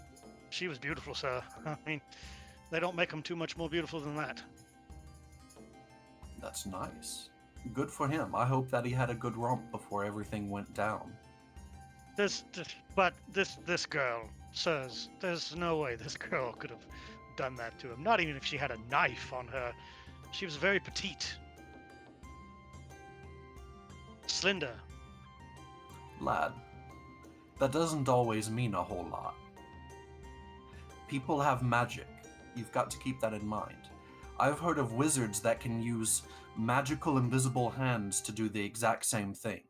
Little fellows, like gnomes. No explosions even involved. Well, I mean, that would add up. Remember, most of the fancier magic people, they live in Galilean Heights. I mean, the right. Arcane Academy's on the other side of the forest, right there, so... Lad, you've been a big help. I really appreciate it. And we're going to do the best that we can to nail this bastard. Or bitch. Equal opportunity and all that. I'm sorry if I ruined your evening. My suggestion, be sure to go by the temple in the morning, do an offering, move on with your day. Don't ever follow pretty lasses down alleys. Or lads, equal opportunity. Oh, Mary. Yep. The guy finishes smoking, turns his pipe over, empties it out, puts it back away, and then heads back inside. I'll wait say like half a minute this time, and like get out of the crouch and very normally walk back in. Post up by the door again. So he's kind of eyeballing that 2 gold that you slapped down on the table. Yeah, I guess so. I'm gonna just flick it over there to him. Just give it a couple of nudges. He takes it. Thank you for being honest with me and telling me. He's going to be sorely missed. I'll let the lads seem- know tomorrow on the dock. You seem like the kind of lads that could take it. I'm sorry about your friend there, but it is the way it is. He's fine. The fellow who left earlier, do you think he knows Donato any better than you? We knew him about the same. I probably knew him a little bit better, but if you want to talk to him... Oh, there he is. He's coming back in right now. Ah, outstanding. He kind of waves to him. He kind of makes his way in, and just as he gets there, you kind of see over his shoulder, you see Mary kind of slip back in and take up position by the door again, sitting there in her idle pose, arms folded, leaning back against the wall. Yep. All right, she comes over. These gentlemen are agents of the king. They found Donato murdered last night. The fuck? Oh, you're fucking joking. You're not joking. And he kind of sits down where the slow fellow was. Just to make sure, everybody's responses have parsed as genuine, right? Reggie's not good at reading people, but... Give me an insight check. Yes, sir.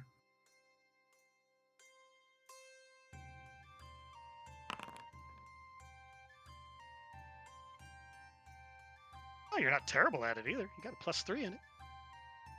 I heard the roll, but did not see anything. I do blind GM. He's finding it. They look like they're absolutely. Right. I mean, like the die never showed up or anything. Yeah, it's weird. It plays the sound. Yeah.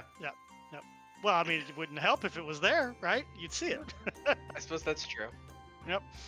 So yeah, I mean, they look like they're really honest. Like the reactions are genuine. The one gentleman that you've been talking to, he looks fairly like mixture of unbelief and sadness and pissed off all rolled into one. And the other guy's reaction was genuine. He's like, "The fuck? What? Are you fucking serious?" And he sits down. "What? Are you fucking serious? How? How is he dead?" It was pretty violent. We're suspecting either some sort of creature of the night or a magic user.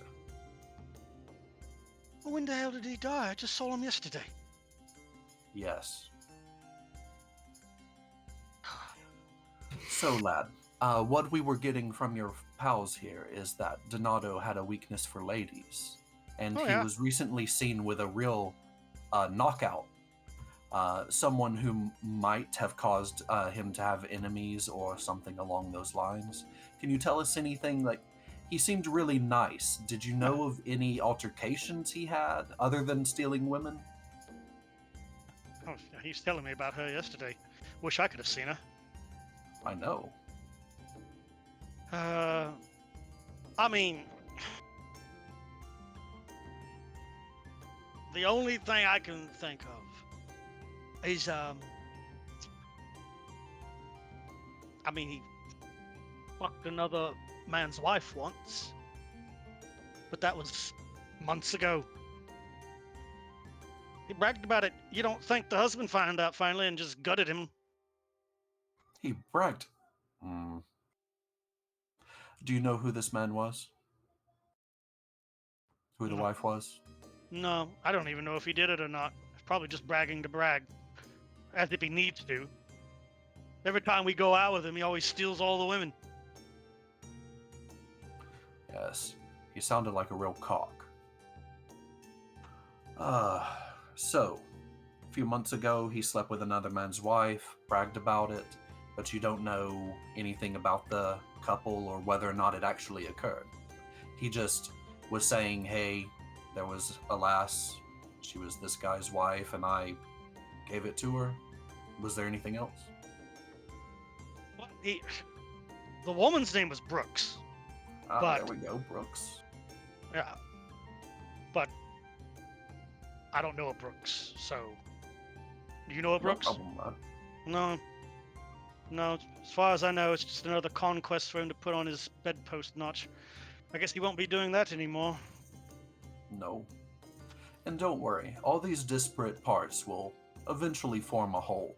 That's what this smart fellow is for. He'll jig a thumb at Wan Wan. Yes, if you gentlemen could do me a favor, try not to spread any panic. Keep it to yourselves for now. If you spread it too soon, your friend's killer might be able to more easily escape justice. Yeah, don't get other people killed, lads. Keep your mouth shut. All right. I mean, what do we tell the foreman on the dock, though? Can we at least tell him what happened? Let him know that you spoke to Warmond. Man, I really am spacing on his name every time. I have a note written right here now. Let him know that you spoke to Warmond tonight and that Donato's not going to be coming in anymore. Ongoing investigation.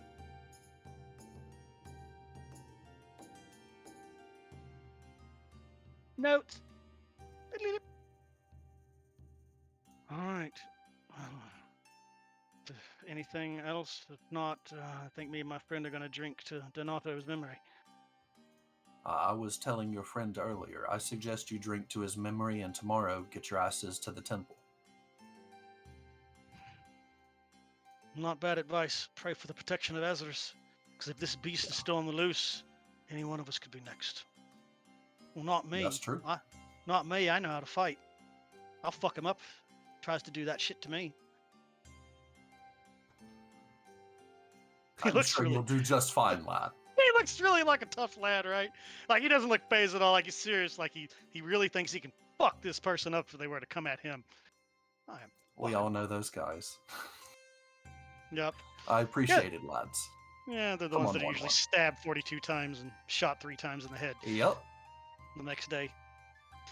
Probably with a bat shoved up their ass. I didn't get cut. Well, then I know you weren't in a knife fight. Exactly.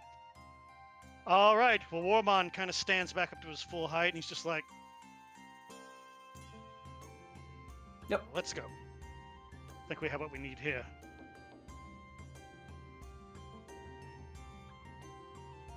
All right. So, Gruak.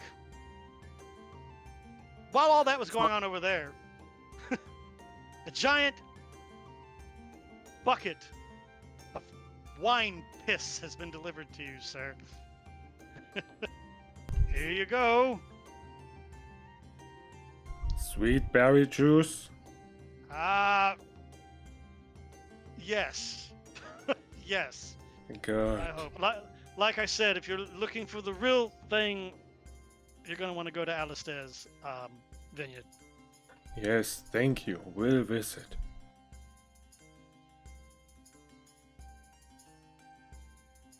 Very good. I'm looking where my friends are. Well, Reggie and Warmond are currently at the back part of the tavern. Look like they're talking to 2 other gentlemen. And then Mary is to your left by the door. She just seems to be looking around. She looks a little bored. But her head's definitely moving around like she's paying attention to what everybody's doing. I take the bucket and take a good sip. Well, it tastes like red wine and white wine mixed together. So I've never done a mixed wine combo before, so I have no idea if that tastes like shit or not. I'm not a big wine drinker to begin with, but I assume the 2 flavors will just not mix together. They will. I've drunk enough mixed liquors. Yeah, it's gonna just taste fucking awful. Yeah. Let's just put it this way: it tastes nothing like Dreamberry wine. It is almost the opposite of. It's like bitter instead of sweet. This not sweet. You have sugar? Well, yes. Yeah. We do, sir. We do. How much do you need? Many. 1 lump or 2? Yes, bring sugar. So he We kneels will down and see. he opens up one of the cupboards that's underneath the bar and reaches in and he pulls out a sack of sugar. Well, that'll that's going to be shit. I'm on the wrong menu. Come over here. Get over here. sugary goods. Come here, sugary goods. I've got you. Wheat, salt. None of that. Anybody want to buy a cow? We have cows available here. So. Oh, okay. That'll be a silver piece. Reggie pay. Reggie has money. Gruak. And I wave at Reggie. Well, I mean, No, hey, lad. he paid for your drinks, but the sugar is a different commodity. So do you understand how the sale of goods works, sir? Not to insult you or anything. I don't know how much your kind knows about bartering and the selling of goods. So this Yes, is a separate Gruak purchase. money, but Gruak not money self. Oh, I understand you don't carry any on you. He kind of starts looking Gurak over and notices the lack of clothing that's on him. Reggie has Gruak money. Oh, okay. Well, if you could get your friend over here to pay for this, I will be more than happy to relinquish this bag of sugar to you, sir. I try to wave Reggie over, Can pointing Reggie down, respond? showing him the bucket. Oh, don't worry, lad. I'm on my way. I'll stumble his way that way. You like However the bar- slowly the DM needs me to. the bartender goes to protest the fact that you just snatched the entire sack off the table and is just like, sir, please, you haven't paid for that yet. Please. No please, worry. Reggie coming, having money from Gruak. And Reggie. Eventually, you and Warmond are walking along. And of course, Warmond kind of whispers to you, though. So you kind of see Warmond lean over and whisper to Reggie as they're getting closer to, and he's just like, "It seemed like you are lucky rabbit's foot, Sir Reginald. We have more information than I thought we were going to gather here tonight." Man, we got lucky. I really fucked that up, Ormond. I thought that they would volunteer this. I've never done this before. It's actually kind of exhilarating. Plus, the drinking is nice. I'm liking that. Well, Do you normally Practice- drink this much? I don't drink at all when I'm working, so but you're all right. Exercising one's mind to solve a puzzle. It's quite exhilarating. And y'all arrive at Gruak, holding a big bag of pure cane sugar. And I'm Hey, wow. pouring in, and I'm pouring in, and I'm pouring in. He's dumping it into the bucket. Shh. Oh, well, that's going to be expensive. You have to pay for that, sir. Listen, Yes, lad. How much? How much? that's going to be a silver piece. Holy hell, was it made of gold sugar? Yes, it's actually some of the best sugar in the country. Oh, well, it did look rather nice here. He'll fish out a couple of silver. God damn it. 2 more silver, please. Remove Yeah. from your sheet. Gruak uses the bottom bit of his big staff to mix the poor- sugar in. God, I Oh, used to there do you that go, with lad. Kool-Aid when I was a kid, man. I'd like make Kool-Aid and then just fucking pour a whole thing in there until there's just like an inch layer of sugar at the bottom. Yep. I'm surprised I didn't die from diabetes as when I was 10. To be fair, I used to be active doing, football and stuff, so, I burned it all off. It's pretty good. Lad, after you drink that, you're gonna be a sugarcane tree. Ha! Because there's sugar in the name. And you're a tree. Ha, ha, ha, ha. So Mary, apparently Gruak is now into alchemy. He appears to have put a bucket of something on the ground, sloshing, and starts pouring a bag of something into it, and then he's mixing it. And Okay. Reggie seems to be quite pleased with something he just said as he bellows a laugh. Yeah, okay. Warmonder, the meanwhile, walks up to you and he's like, "We gathered a lot of information tonight. We have a name and a place. Awesome. I guess we should track that down. Yes." He kind of looks at the parchment that he got out, and he had the guy drawing on it with chalk or the charcoal. 73rd Cherry Street. I bet you can't drink all that in one go. I dare you. Do it. Oh no. That is over by Asher Park. Further into the shore water. Probably about a good 20-25 minute walk from here. That's not too bad. And it probably tracks roughly with the distance to where things should be. Yeah, we'll have to pass through Asher Park onto the west side of it. And we should find Cherry Street somewhere over there. All the streets that fan out from Asher Park, they're all named after different types of trees. So, Come on, lad. Did your mother give birth to a pussy willow? Drink it. chug. Now, the other people around the Just in bar the are background. the other people around the bar are actually genuinely like turned around on their stools now, and they're just kind of watching this unfold. And then you're like egging it on, like, "Come on, don't be a pussy willow, chug it." And they're like, "Chug, chug, chug, chug, chug." He takes a big sip. Well, it's not bitter anymore. Oh. Better. If you were human, you'd probably be making the Keystone bitter beer face right about now, though, with a. Is it kind of syrupy from all the sugar? It's really like a. It's like a thick ass. It lost its sloshiness and it's more sludginess now. Well, he might like that better. It likes sap. Is that perverse? I'm not sure. Drinking your own. It probably should be. I imagine that would be like drinking blood, right? I mean, or some other liquid from the body. Yeah. Y'all This nasty. tastes like sap Daddy used to make. No, delete That this. shit's getting dark.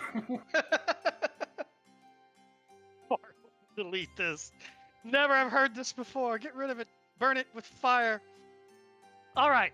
So that's kind of what's going on here with you fine people. So it's definitely sludgy. It's extremely sweet now with a bitter kick on the backside of it. It's still not Dreamberry wine. It's the wrong kind of sweet. It does not match. But it's better. Sure. If your Trelawney taste buds think it's better, who am I to argue? I just don't recommend Reggie trying to take a sip out of it.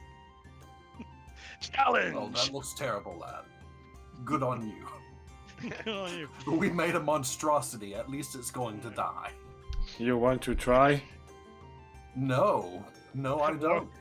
It's like, no, but gentlemen, my lady, if we're done inventing new alchemic formulas, let's be on our way to Mr. Donato's house.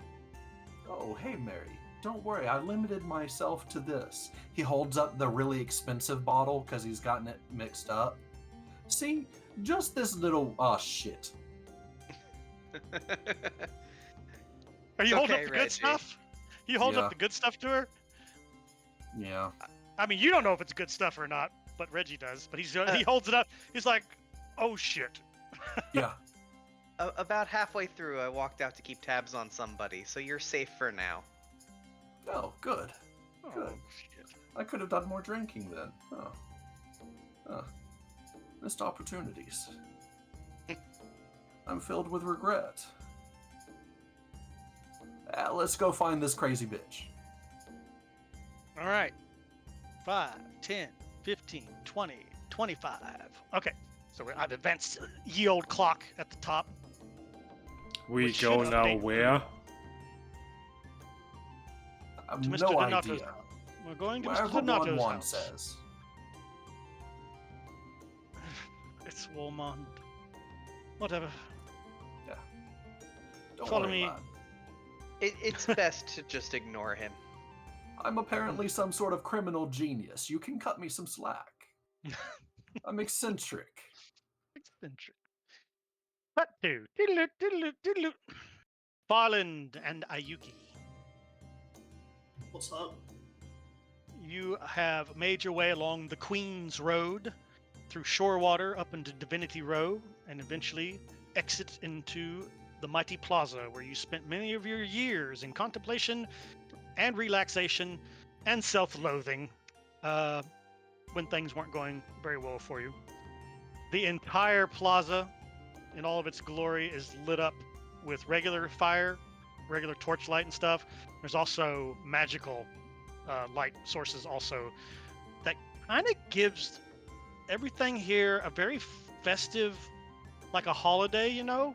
If you walk through the neighborhood and everybody's got their Christmas lights out. So it's actually quite beautiful here, almost as numerous as the stars themselves. But right now, none of that matters, because in 20 minutes, you are due at the temple, and the temple is before you. So Yuki's kind of like, come on, we're going to be late. Let's go.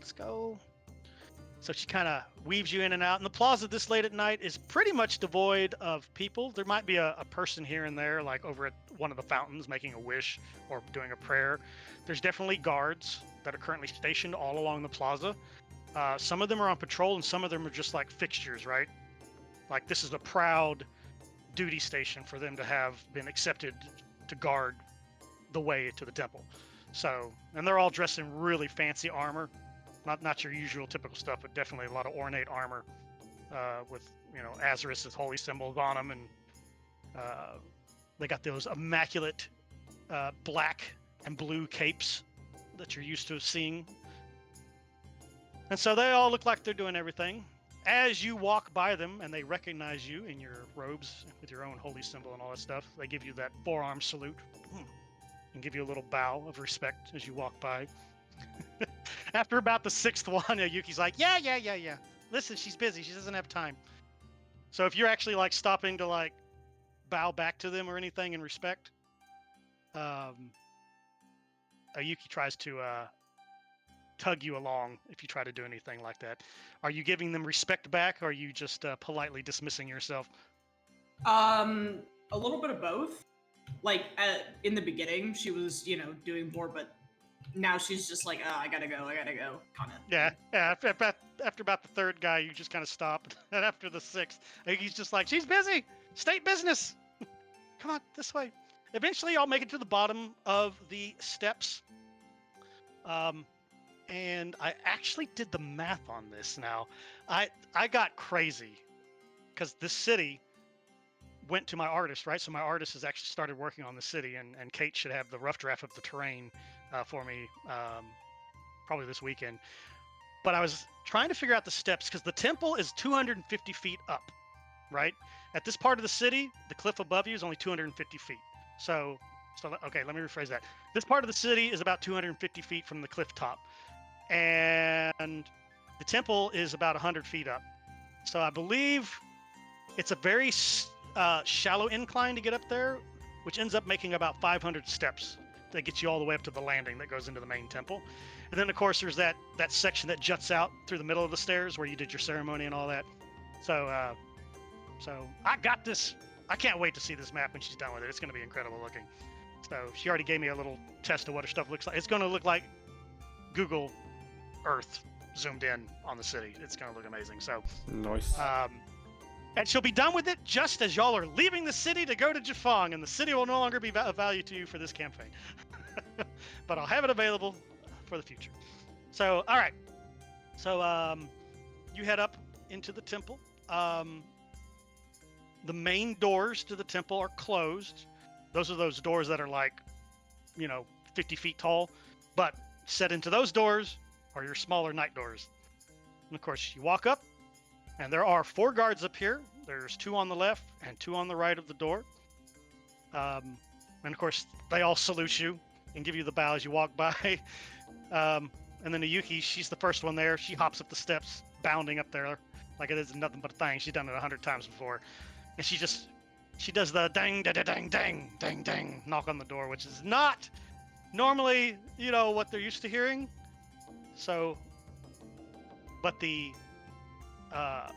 peak hole slides open in the door, and a pair of blue eyes greets you on the other side. It slides closed, There's the sound of a lock being removed, and another lock being removed, and a latch being thrown, and the door creaks open in all of its metal glory because the door is metal. So it's designed to withstand a siege. So one of the things that you know, having lived in the temple is good during a siege. People can take refuge in there because it goes so deep inside the actual cliffside, inside the mountain, if you will, inside the under the earth. These doors are designed to withstand battering rams and stuff like that. So if the city's ever collapsing and you lose the first 2 quarters of the city, people can flee here to the temple as a last resort to take refuge in here against invaders. So that's kind of what's going on there with the doors. But you are allowed in.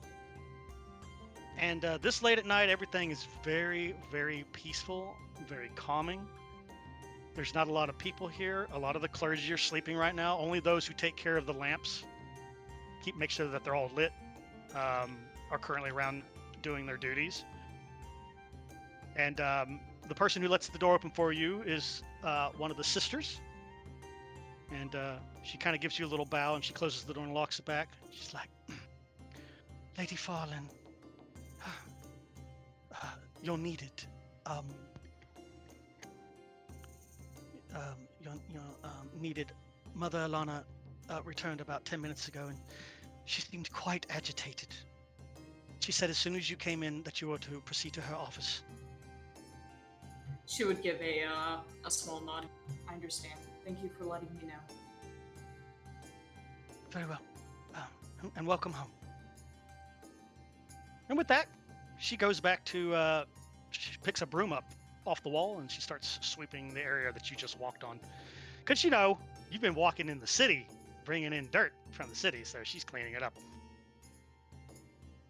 So, you make your way quickly to her office. Zoop. No, come here. Close that. Close that. Open this. Go to this.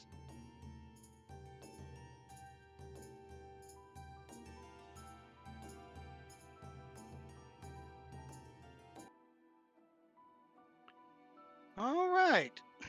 Hey, look! Everybody's here who's not supposed to be here. You know what? I'm afraid I killed you all. Holy shit, they're dead. They're all dead. Oh. All right. So you and Miss Yuki quickly head to her office. Let me bring the beautiful temple music down a notch or two. Too much. I really like this song. This is a pretty song. So you make your way down through the hallways. You take a left, then a right, then another left, then another right. Eventually, I'm going to have the inner workings of this temple actually mapped out in Dungeon Draft. So, I'll be able to use it in future campaigns and stuff if people come in here, because it's such an iconic location. So, got to make a map for it.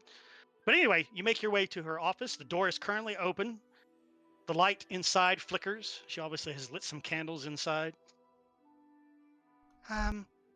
I'll wait out here for you, okay? We have only black screen. All right. Good. You shouldn't see anything. But I hope, Farland, are you seeing a screen, Farland? Yeah, I am. Okay, good. Good. She would. Did it change? Do you have like a map, or is it the? No, it's just her throne. Oh, okay. Yeah, I see that. Until I actually get a map drawn for it.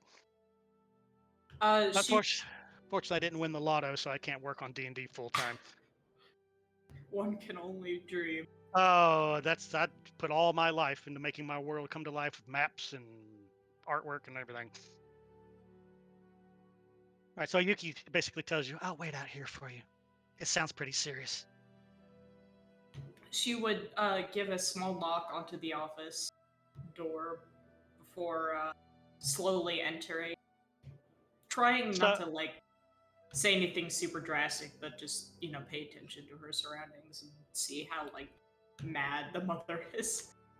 So you meekly kind of peek into her office and take a step in, and before you knock, she's kind of sitting behind her desk right now. She's got both of her hands like this. She's just kind of like, she's kind of praying or upset or something. But when you knock, she looks up and then kind of rests her chin on her lace fingers, Evangelion style. She's freaking Gendo Ikari. She's kind of looking at you. She's just like, Farland, you're back. Please have a seat.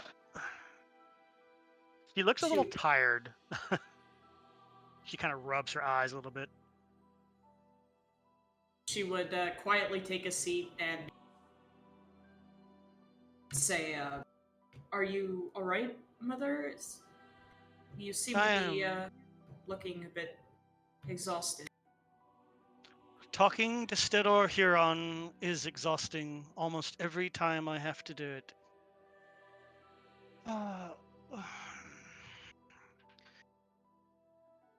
I told him that I had come there to pick up your friend Cassandra, and he said it was out of the question. We got into a little bit of an argument. He didn't want to release her to me.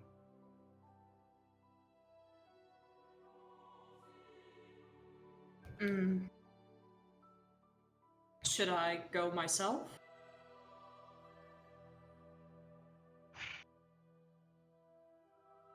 I left a small contingency of your sisters there with her, and they're awaiting a message from me, or from you.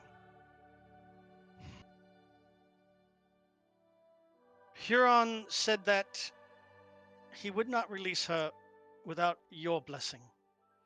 He said it was far too dangerous, and that I wasn't, how did he put it, educated enough on the dangers that this girl presents. I tried to assure him that he was quite mistaken, but he wasn't having any of it. He said you've been with her for a long time and know her better than anyone. He wanted your assurances that such a risky gamble, as he put it, would be possible.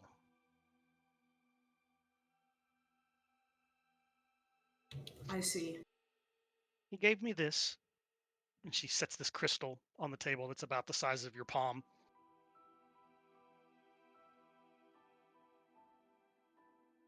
It's a communication crystal.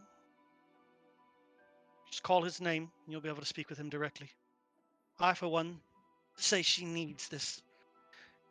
The fact that that man thinks that our order is incapable of banishing a dragon spirit from this girl, it's almost insulting.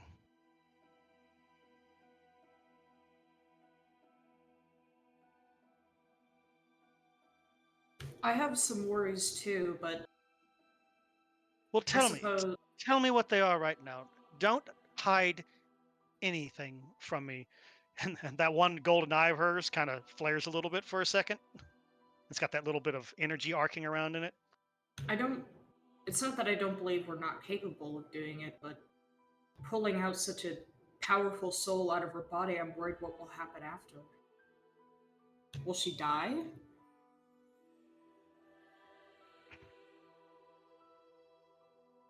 Yes, there's a possibility.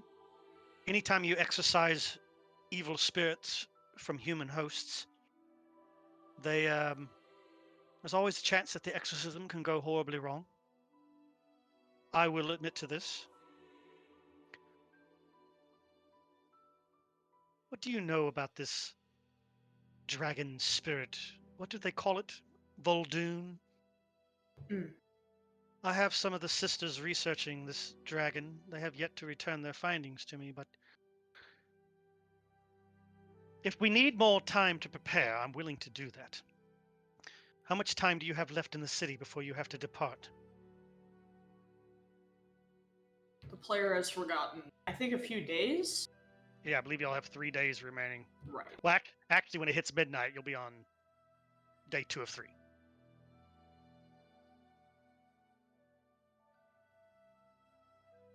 Not much longer. From my understanding, the cult surrounding Voldoon, they either wanted to kill her to release the soul, or to use her as a conduit for the rest of the pieces of his soul. I would think the latter would be more plausible. Killing this girl, if she has the last soul shard, as Huron told me, the energy has to go into something. It has to go into a vessel of some kind. Perhaps this cult has perhaps this cult has a vessel already. If that's the case, we must do everything we can to get this out of her, so they will no longer want to kill her. In the other scenario where she is the vessel, equally bad outcome. If this dragon is as sinister, it will want, I would think, revenge on our entire planet. And for what Huron told me, this girl can already wield fire elemental magic like no other student he has ever seen, or any other mage. Have you seen her use her powers before? I have. And what was the result? What's your opinion?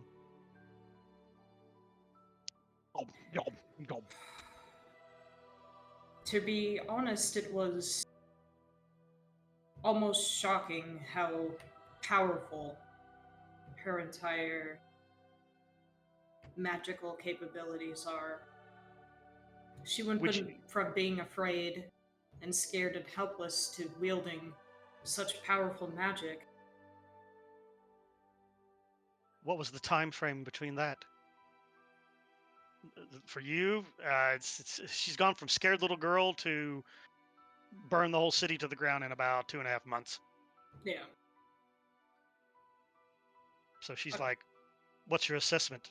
How long did it take her to get from there to there? A couple of months. A couple of months. Hmm.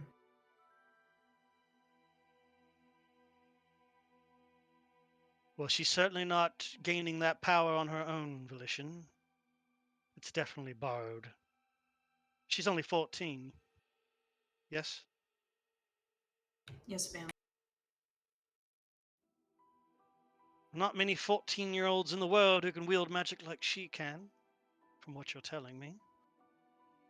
So the dragon soul inside her obviously must be providing her with the extra raw power. That means it is very dangerous. Tell me about the incident in Stonehern when you were fighting for your lives to get to the teleporter. I heard rumors that she was possessed. Is this true? For a moment, she was. We had to pin her down, all of us. Ah, your companions. Mm-hmm. Did she try to kill you? I think she just turned on the closest thing and tried to destroy it. I just happened to be the closest thing.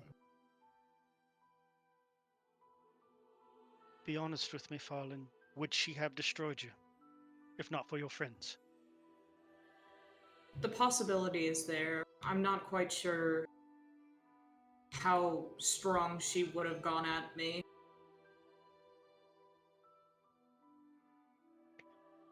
I'm trying to determine if there's more Cassandra there than Voldoon or vice versa.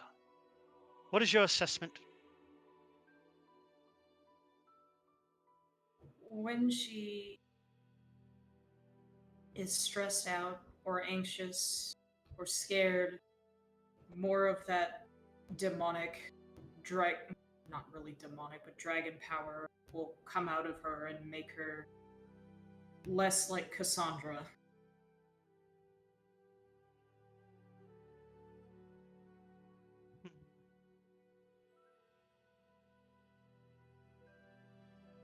That all may be right. This may be extremely dangerous. It will probably require all of the sisters here who can channel divine power in order to keep this from happening. Hello, pussycat! What's going on? I'm being attacked by the cat. She actually pushed my door open with her head. What are you doing? You don't usually come in here. How are you going to get out now? The door didn't open all the way.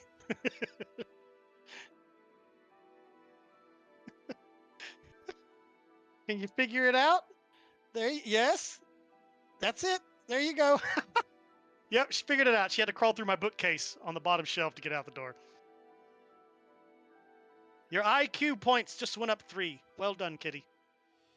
Okay. Where was I before the cat decided to get involved in D&D? Ah,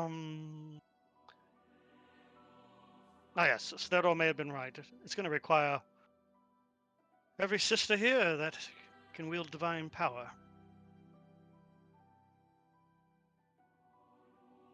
I specialize in exorcisms, as you well aware of.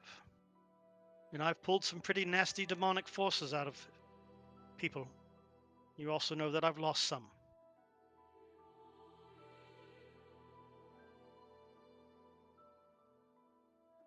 But I have to be honest with you. If she does provide the threat, propose the threat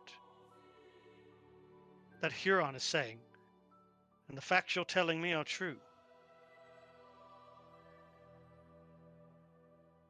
it may be worth this girl's life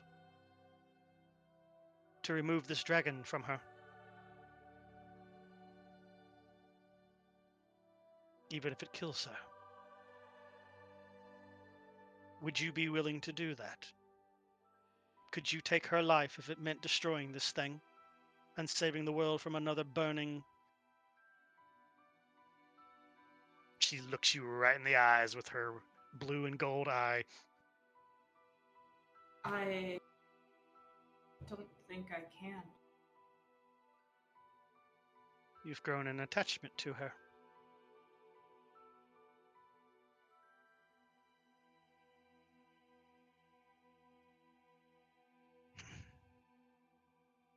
That won't help our cause.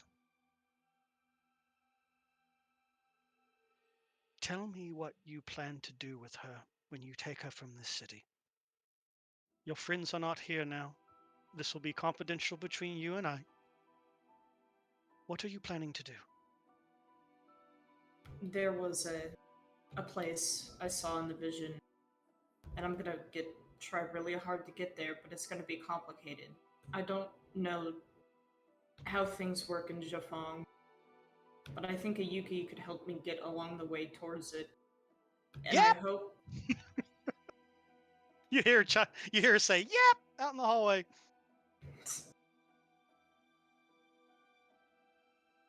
And I It's would the hope they would understand the dangers of not being able to do this. And all I What? can do is hope that they understand. So you're going to go before the Emperor of Jafong and plead for mercy to help you with this girl. Where are you going to take her, Farlin? What do they have over there that could possibly destroy this thing more effectively than your own order could?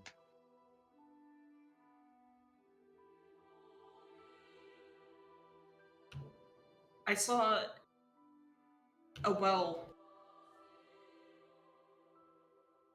In your vision.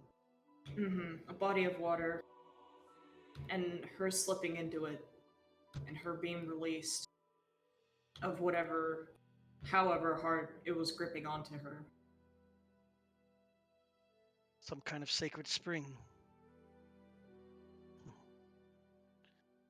I know of such places, but not one in Jafong.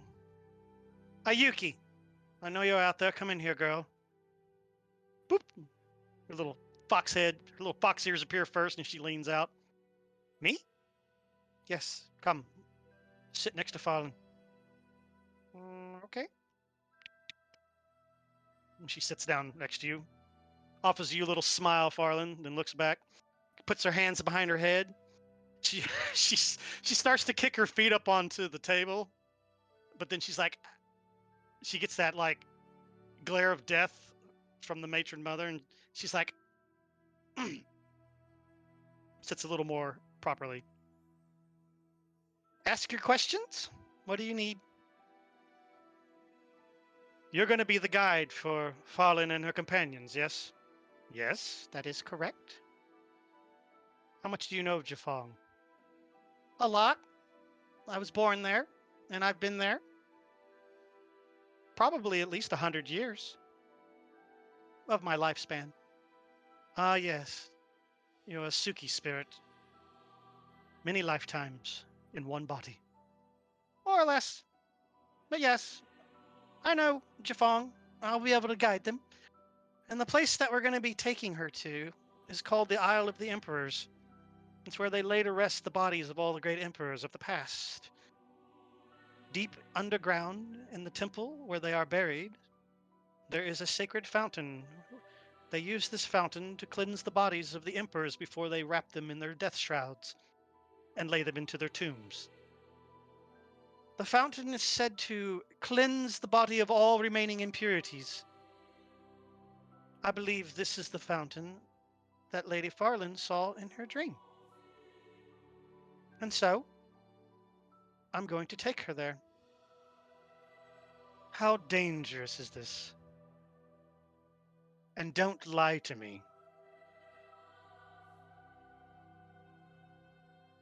Can't tell you. I don't know. Very dangerous if we try to force our way onto the Isle of Emperors. They don't take kindly to foreigners being on their sacred island, so it would be certain death. That's why we have to go through the Emperor's court. And how likely is the Emperor to help?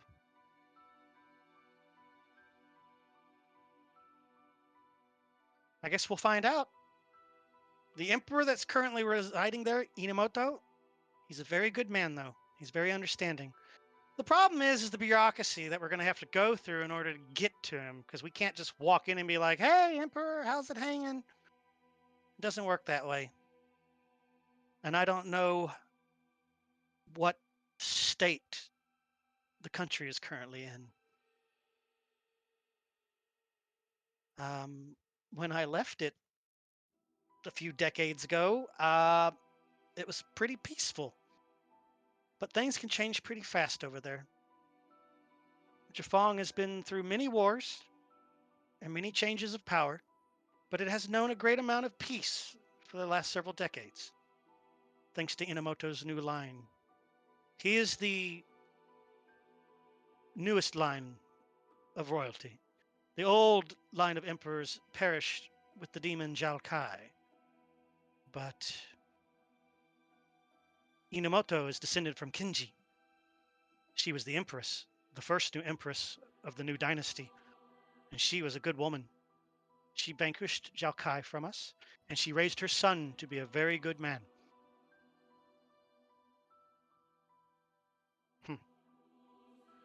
You certainly know your history. As I said, I lived there for a few hundred years. And I've had dealings with the Emperor personally. Have you now? Yes, it didn't end too well when I was there last time, so this is going to be a little interesting for me, because I might still be wanted. What did you do? Long story, not relevant to what we're doing here. She kind of looks at her. Nope, I'm not telling you. I could make you tell me the truth. Listen, Mother, there's some secrets that a girl is allowed to keep, and this is one of them. I haven't even told Farland the secret, so don't ask me to tell you.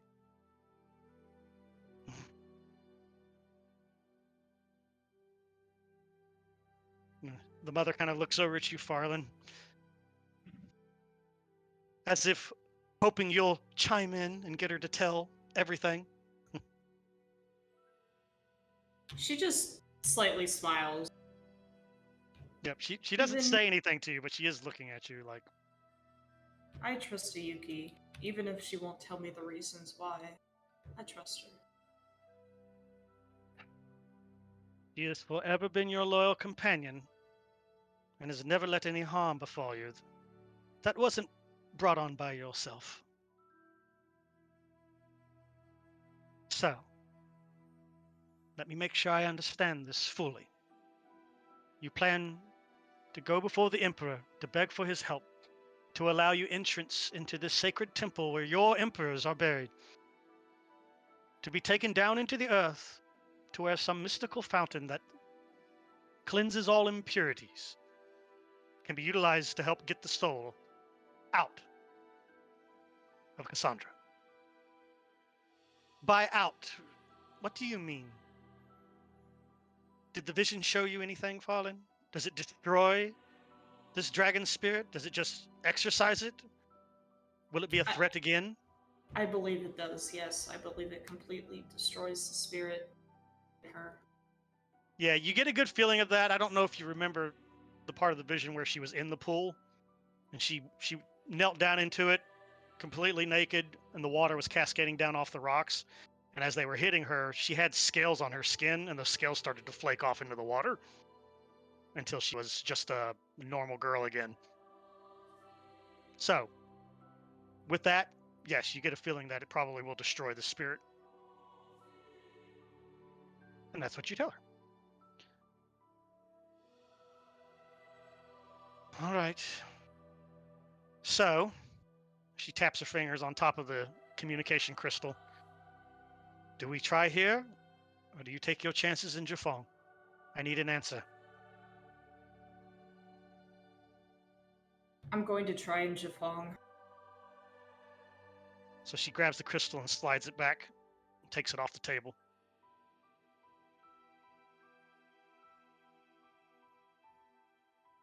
I wish all the blessings of Azarus, Lufleia, Tarshana, and all the other gods of good will watch over you and your companions. Because if you fail, you know what the consequences will be.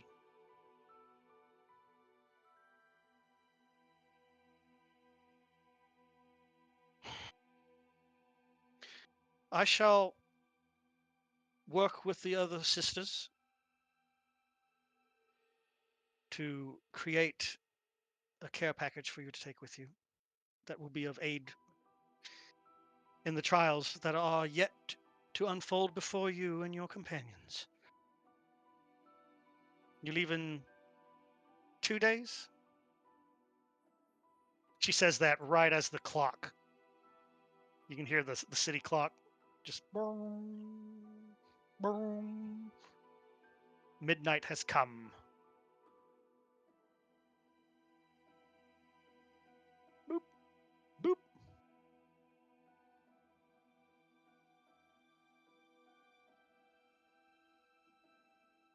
Do you need any of us to go with you?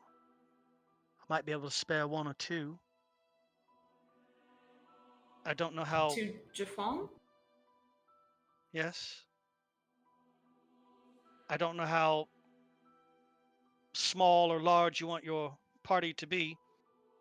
I assume you're trying to do this with as little attention being drawn to you as possible because of this cult.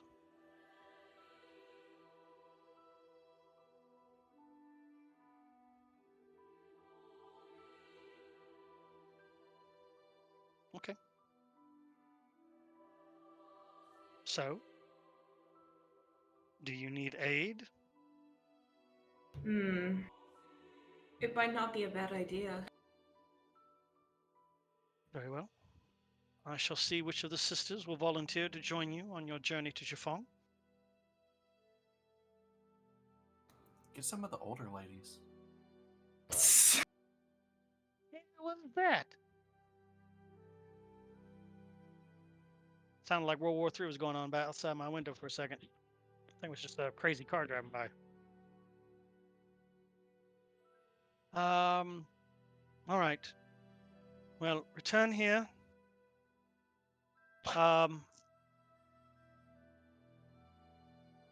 Before you go, how are you getting to Jafong?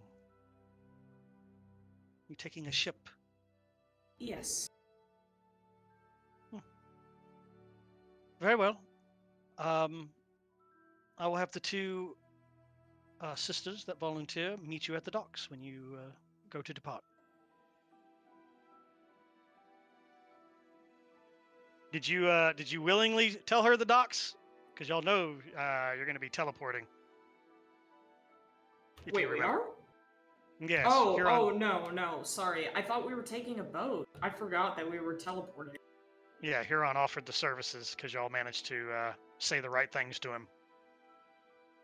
So he's like, yeah, I can teleport you there. Not directly there, but I can get you close enough to one of our camps. Yeah, no, she'd probably say that. She's not gonna lie to the mother. I forgot we were gonna like. That's why I was over here like, are you lying to your mother? I was like, boy, isn't that gonna be funny? Man, where the hell is Farland? Oh, just like her to be late.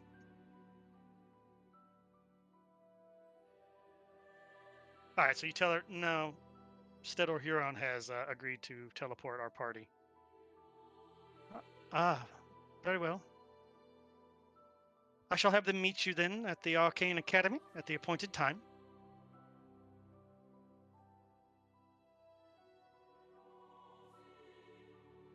And she kind of leans forward and looks at Ayuki.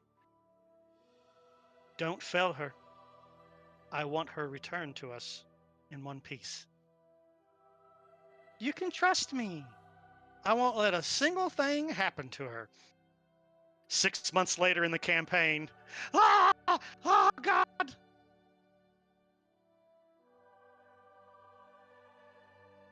We'll see what happens. Got her covered. I've never let anything bad happen to her. Her nose would be... She was Pinocchio. Her nose would probably grow about 4 inches right now, since she has let bad things happen to you. Not on purpose.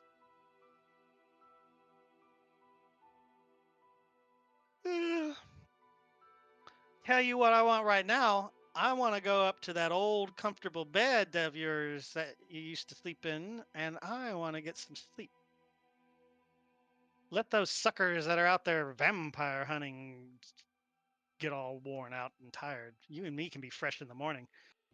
Yes, I need you refreshed for the morning because I really need you to look into the reports of the diseases hanging that are spreading through Mistwall. Let me try this again in English. Yes, I need you refreshed and well because I need you to investigate the disease that's spreading through Mistwallow. All right? Have you had any dealings with that yet? Have you looked into it at all for me? I went to the wall, but they didn't want to let me in because it was late at night. Probably for the best. First thing in the morning, though, I need you, and I'll have a few other sisters go with you. I need you to tackle this head on, and quickly. Find out what kind of disease it is, find out what's causing it, and if you can, put a stop to it.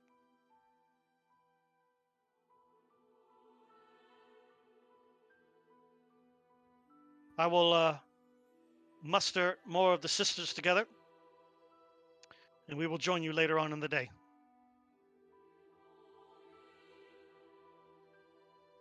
Is that clear? Yes, ma'am.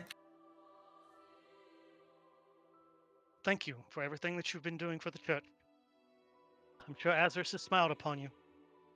Now, you are dismissed. Get yourself some rest. And may Azarus walk with you tomorrow.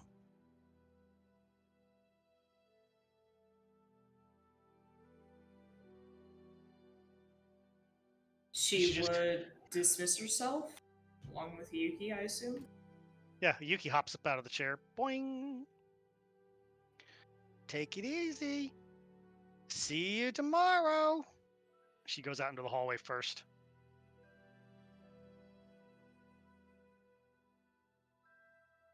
She just kind of watches you with those different colored eyes, a small smile on her lips, but a little bit of a sad expression on her face, too.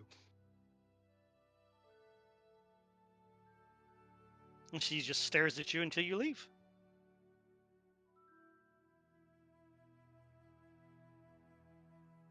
Where are you going? Or you just stay there and stare at her for the next 30 minutes? She would see who blinks first. She would go up to her old room. Alright, so Yuki Unless follows it's you. been taken by someone, then that's kind of awkward. No, no, no, no. That room is reserved for the chosen only. Last time you checked your name badge, it says Farland, chosen. So you head up the stairs and down the beautiful diamond patterned marble floors all the way to the very end of the corridor until that beautiful door, double doors are sitting there. Ayuki, who just so happens to have a key to said door, fishes it out of her tunic, and sticks it in and unlocks it. She opens the door and she gives you a very overly dramatic bow all the way to the floor. Lady Farland, welcome to your palace, away from your palace.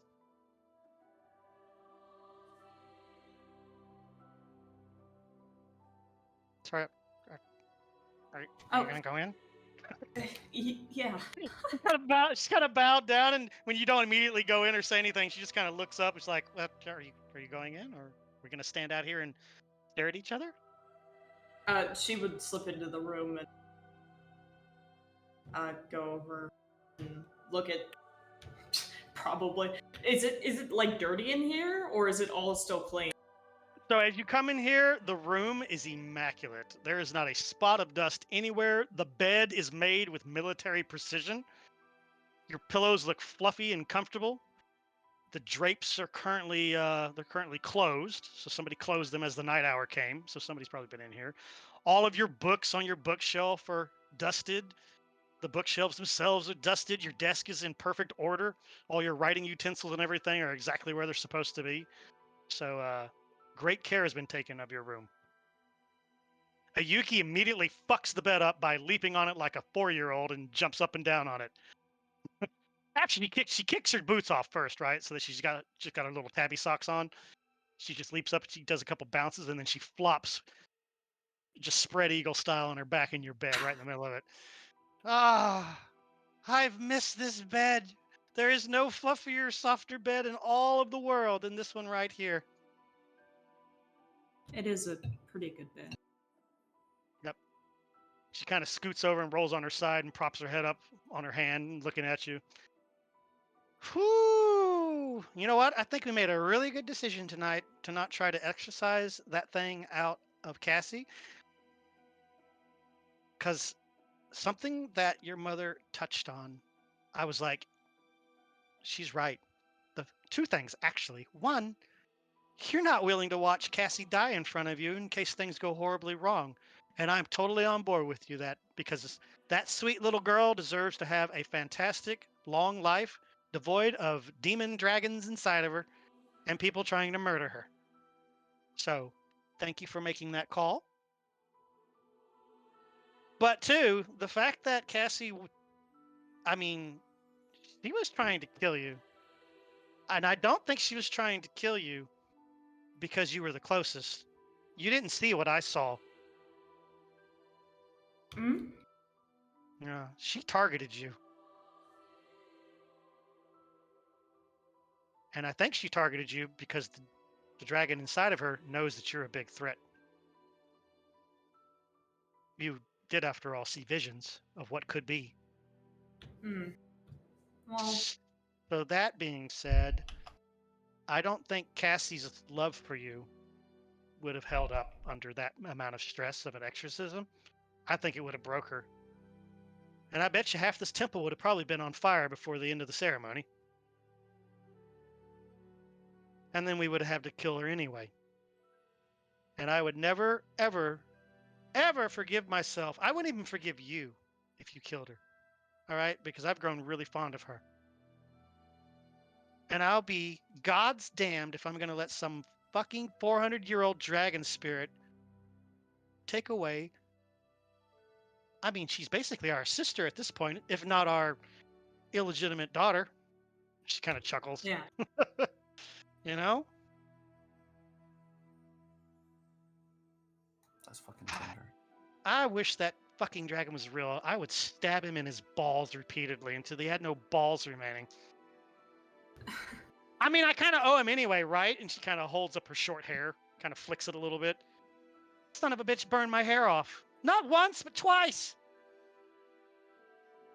Thank goodness my tail is okay. And she brings her tail around to like pet it, like hug onto it. And she actually like cradles it in her arms, like a Shakespearean play. Oh, alas, my poor tail, I knew you well. We won't let that bad dragon burn you off again. or Reggie pull on you ever again. Yep. I wonder how those. I wonder how they're doing with the vampires. Do you think they're real? Do you think the vampires are real? Possibly. It's hard to say. I've never seen one or heard people talk about them much, so. I've seen one. I've seen one.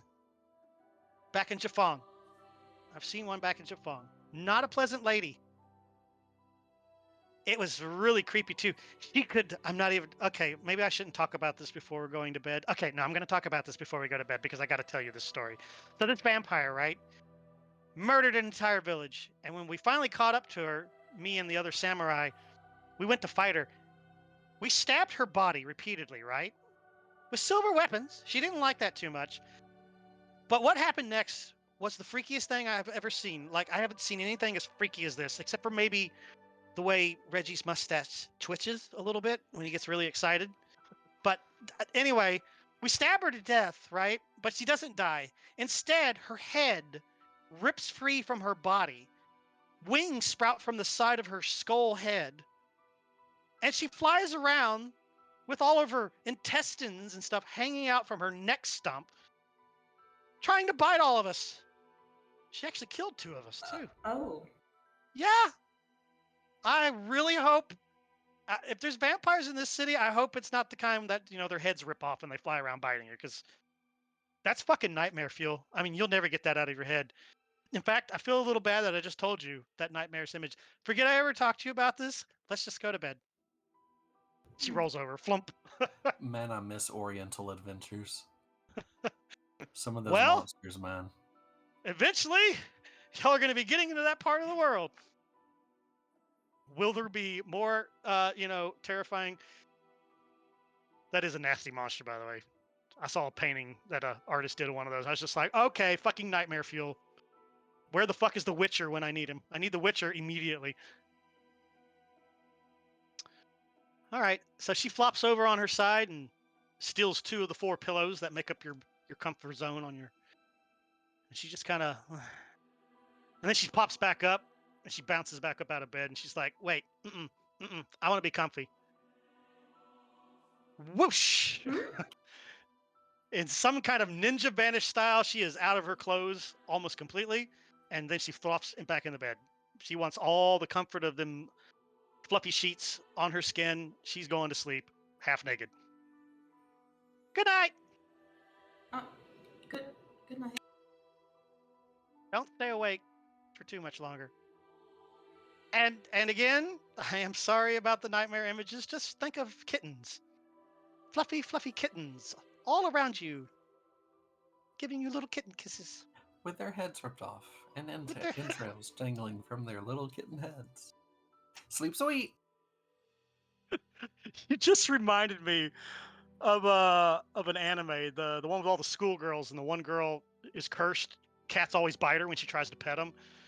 Oh, Azumanga Daioh. Yeah, Azumanga Daioh. And they were telling that fucking story. They were doing story time, and Osaka went to go tell her story. It's about a kitten cafe. Oh, that sounds fluffy. And all the cats are dead. That cracked me up the way she delivered that. I was like, oh, that's really lovely. They're all dead. Oh, why? Why are the cats all dead? Because it's a haunted place. Oh, that was a good anime. Okay. Anything else you want to do? Any prayers you want to say? Anything you want to prepare? Write in your journal? Or just crawl into bed and go to sleep? She'll get in bed and go to sleep. Flump. Your bed is as soft as you remember. Your aching, tired body is gone within a few minutes. And you probably don't even dream about bloody heads flying around trying to bite you. All right. You'll be sleepy time. Okay, so our other people, I don't even know where to put y'all. We'll just, we'll come down here real quick. I need crickets and frogs. Oh my God, I like crickets and frogs. Let's do this. It's actually going to work out pretty good for y'all.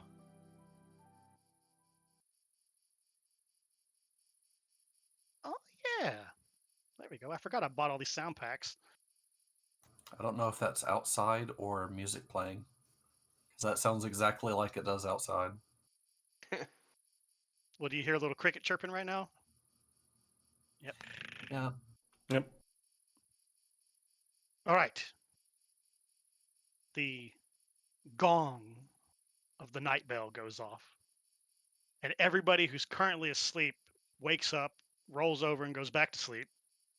I never understood why they always ring the bell at midnight in these cities, because I would be going up there and kicking someone's ass. Like, why are you alarming this shit? I'm trying to sleep, and you're over there banging the bell 12 times into midnight.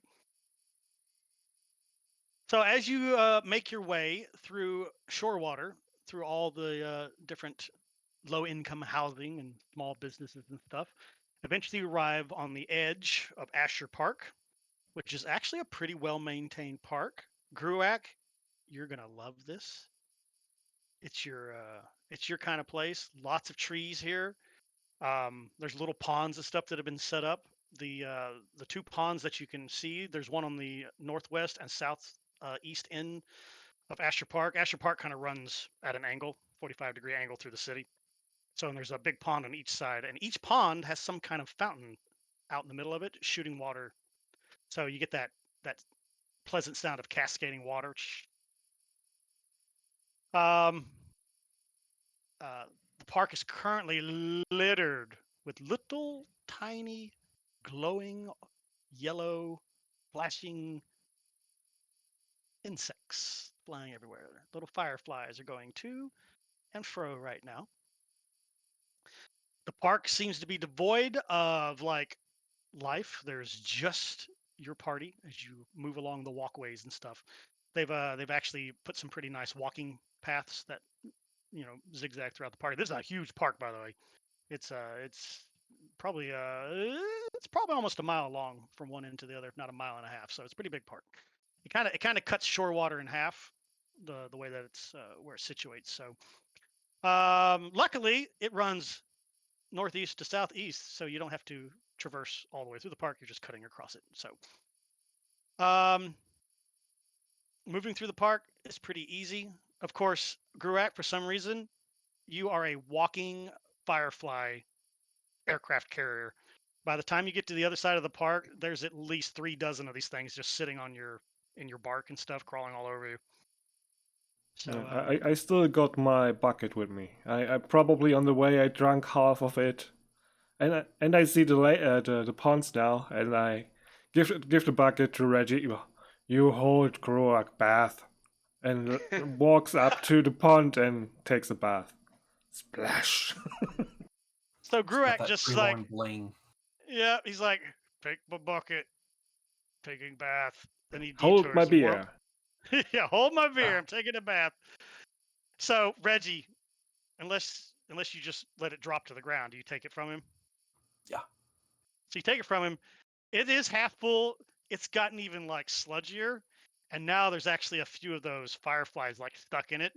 If you listen closely, you can almost hear them. Help me! Help me! They can't get out of it because now their wings are coated in sugary, gloopy crap. So and Warmon's walking along, and then he just sees Gruak just and he just kind of stops, and he's just like, wow, what is your friend doing? Oh, he's got to stop and smell the flowers. And as he's asking that, of course, Gruak puts his foot in and go. And of course, Gruak, as you start sinking into the water, the fireflies are all like, fuck, abandoned ship, abandoned ship. This dude's trying to fucking drown us. So they all take off, and just there's this explosion of little fireflies that just erupt from Gruak as he goes into the water. And then he completely just vanishes under the water. While we're waiting for him, I'm going to scoop up a little bit of the pond water into his bucket and slosh it to mix it. Aw. You actually bury the fireflies even more into their death trap. Aw. Yeah, fuck those things. You're a terrible person, Reggie. I love you. You're amazing. All right. No problem. All right. About how much would you say? About 2 inches, 3 inches, 4 inches of water mixed I'll in? top him back up. I'll top him back up again. Jesus Christ! So half water. Oh my God. Yeah. Well, it's certainly Reggie's a pretty diluting stout it. guy. He'll slosh it. Oh, Warmon's just kind of. Mary's over there like, ugh. Warmon's like, that's disgusting. I You're mean, not it gonna was like, already He won't know disgusting, any but difference. you're not gonna let him drink that, are you? Oh yeah, I am. It'll save us some money, actually. That'll be nice. Don't worry, lad. Yeah. He won't know any difference. So we know how long this is going to take. The night is burning. He won't tarry. Very good. Meanwhile, under the water. Are you just kind of like floating, or are you actually swimming in the water? Took a little dive and now just floating for a moment, looking at the stars. Oh, you actually Do come you back to the float? surface? Yeah. He does. He does. He can float. It'd be hilarious if he like forcefully floats, like no choice. He tries to get to the bottom and just bloom. Yeah. Well, he's got A the tree lorn made buoyancy. of cork. Yeah, well, he's got the buoyancy, kind of like a human. But yeah, he can get waterlogged though as it starts to come in there. And if he exhales and gets all the air out of his lungs, yeah, he'll probably go under. It's like anybody else. But yeah, after a moment, Reggie, what you fill up the bucket and Mary's, ew. Mormon's like, that's disgusting. You're not gonna make a friend. Yeah, yeah. You just hear splash, and this stick man comes up out of the water, floating on his back. And yeah, it's because the park is not. It's not super well lit here. There's a few like crossroad points where the walking paths converge and stuff that has like your little lamps there. But for the most part, this is the place where you get mugged, right? This is Central Park at night in New York City. So not very well lit, a lot of dark places here. So it's the water here is actually for the rest of y'all that aren't swimming in it, the water here shows off how clean it is because you're actually before when he hits the water and it gets disturbed, but then it goes back to being calm because it's not very windy here right now. You can actually see the stars reflecting in the water, in the surface of the water. So the water's actually pretty reflective because it's pretty clean. Anybody who kind of looks, you can kind of see a few feet into the water. So eventually, when Gruak starts to come up, you see his blobby shape until he finally just breaks the surface again on his back, floating in a sea of stars like Beethoven.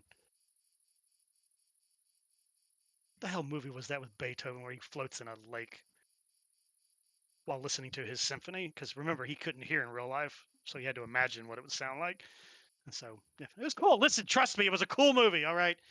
But anyway, he's floating on his back in the water, and he's just kind of. You are a very particular bunch of people. You can Yeah. say that again. It is beautiful. Gruak, Yeah? we should probably be moving though. Because your ears are under the water. Come Your on, ear you holes. humanoid log pile. Okay. And then come out of the water and splish all around. All right, he comes out of the water, shakes himself like a furless dog. Mostly the water just rushes off of him and flows back into the pond as he steps out onto the shore. And now he's looks like a wet tree. Just standing Give there. him his bucket back. Your bucket is now full of liquid. There you go, lad. Seems to be a couple of fireflies with slowly dimming rear ends, floating legs up, It's a having You been got some drowned. little drinkable decorations. it's a Tolarian energy drink. Protein. Nom, nom, nom, nom. Fireflies. G Fuel Forest. G Fuel Forest Edition. It's disgusting. I don't want to. No. All right. Now that we're done bathing and practicing more alchemy, shall we be on to Cherry Street? Let's away. All right, Indeed. this way. Half a Right. bucket later. Oh Jesus, are you guzzling this the entire time? It's It how we tastes measure our fuel efficiency. How many buckets he goes through. it tastes like pond water with a little bit of sweet, sugary goodness to it, Tasty, tasty pond water. but a little bit more thickness than water has. So, but not quite as syrupy as it once was before. But basically, you're drinking sparkling water right now, okay? Flavored water.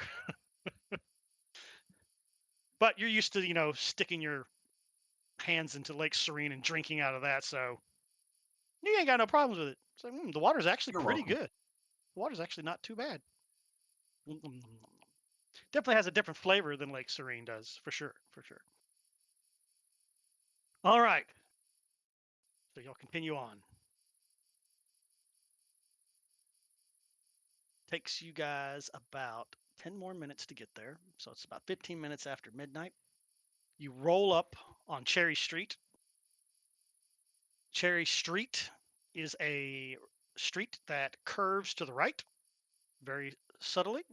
And there are a lot of 2 and 3, and there's a few 4-story like apartment buildings here. So it's mostly apartments, not individual housing. Remember that the city builds upward, not outward. So it's a lot of apartment and penthouse type buildings. The city actually has I think the tallest building in the city is 60 stories tall, which is pretty impressive for this time period as far as construction goes. They probably used that magic shit to erect it and put it together. So, Completely unnecessary. No, sir. Cranes are completely unnecessary, all right? Magic is the way to go. Screw all that crane lifting crap. So, he looks down, kind of casts a little bit of light spell.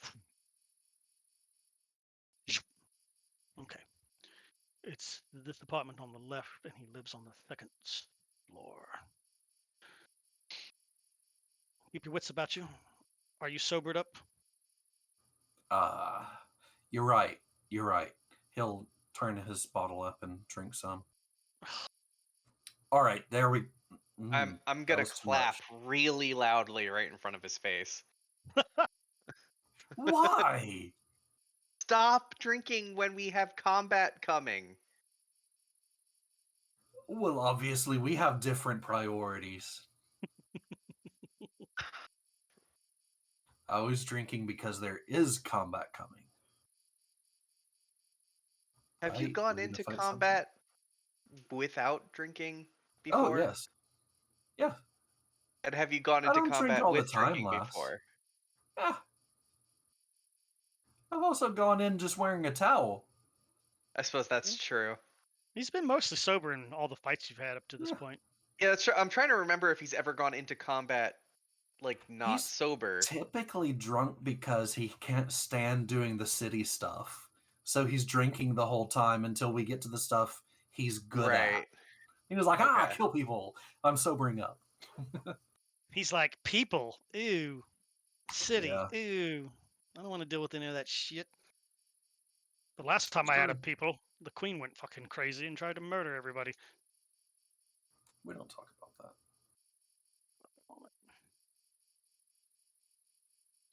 All right. All right, so you guys are the human element, aka the players. How do you want to do entry into the apartment? You want to sneak in? You want to just walk in all casual? You want to kick down the door and do a fucking Jack Burton karate stance or something? What do you want to do? How do you want to come I in here? imagine we'll approach normally. Just acting like a bunch of people coming home Yeah. Reggie will take point. with an 8-foot Reggie, tree man. can you pick locks? Yes. Okay. So you're probably going to I be the could one doing also that. just kick it off the hinges if. Yes, but we don't want to do that. So Probably. I mean, you say that. you walk up the small little flight of stairs onto the main, patio porch area. So it's elevated a little bit off the street. And of course, you're looking here, and there's windows going up 4 floors here. It's a 4-story building that you're going into. And you try the door, and the door actually opens. No problem. But what it opens into is a long hallway, like a breezeway, that has more doors. I said more door. Boo. No, you open up the door, and beyond that is Mordor. Oh shit! Close it. It's a bad place to be. Magical door. Halfway down on the left and on the right, there are stairs that spiral upwards to the next floor. So, Second floor, you said? Yeah, it's on the second All right. floor. To the second Apartment- floor. Yep, apartment 2-3. All right, this way. So everybody makes their ways up the steps. Gruak's footfalls on the metal wrought iron stairs is a little bit more clangy than you guys with your boots. Clang, clang, clang. Carrying the staff and the bucket. Oh, 280 And this is why we pound didn't do tree. stealth. 280-pound tree. So, oh, by the way, I don't know if y'all caught on, but I actually do stealth averaging when the party's sneaking together.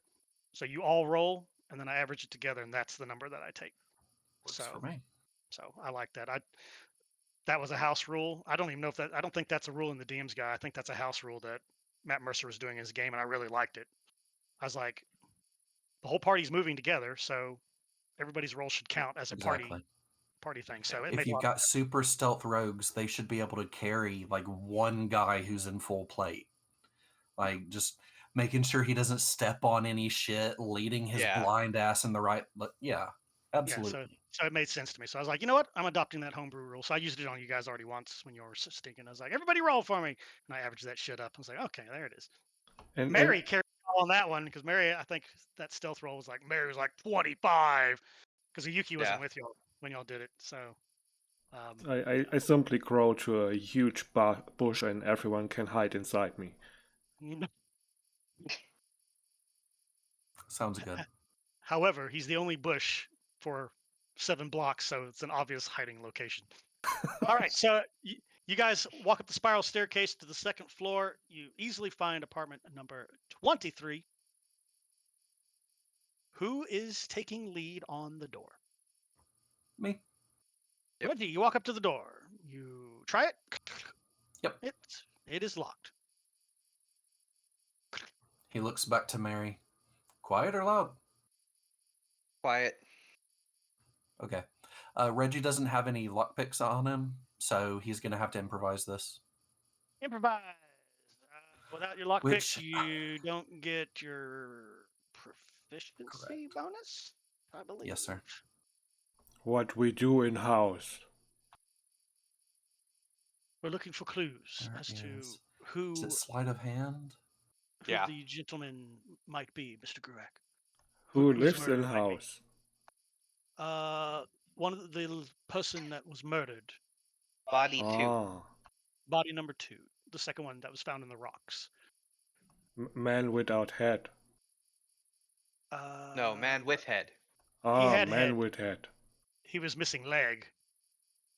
Ah, Yeah. man without leg. Gruak law. Oh, All right. Reggie gets down there to the lock and takes some improvisational shit out of his pouch and goes to work.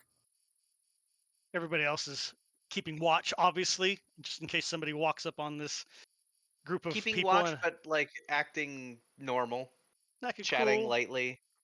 Yeah. You know. Okay. So Reggie, you improvise. You've seen worse locks than this for sure. Ones that are harder to hit. This one just looks like your everyday average lock. So you do you know what you're using for improvised? Like what do you got to stick into this lock? Probably some little shitty pieces of wire that he's picked up. Little bits I and pieces. probably got hairpins I can hand off too. Yeah, sure. Yeah. Let's use those. So probably because you're drunk or partially, a little buzzed right now, your hands work amazingly. You're going at it like big time. It does take you a moment, but probably after about 30 seconds of him screwing around with the lock, you do hear a telltale click, clunk, There we go. and you try the door and it clicks and you can open it. Beautifully done, And- Reggie. He's not gonna open it and leave it. He's gonna open it and go straight the fuck in. All right, everybody quickly ushers in. Yep. And then closes the door behind. All right. By the way, you got lucky, Reggie. That fucking die hit, and it goes 3-16.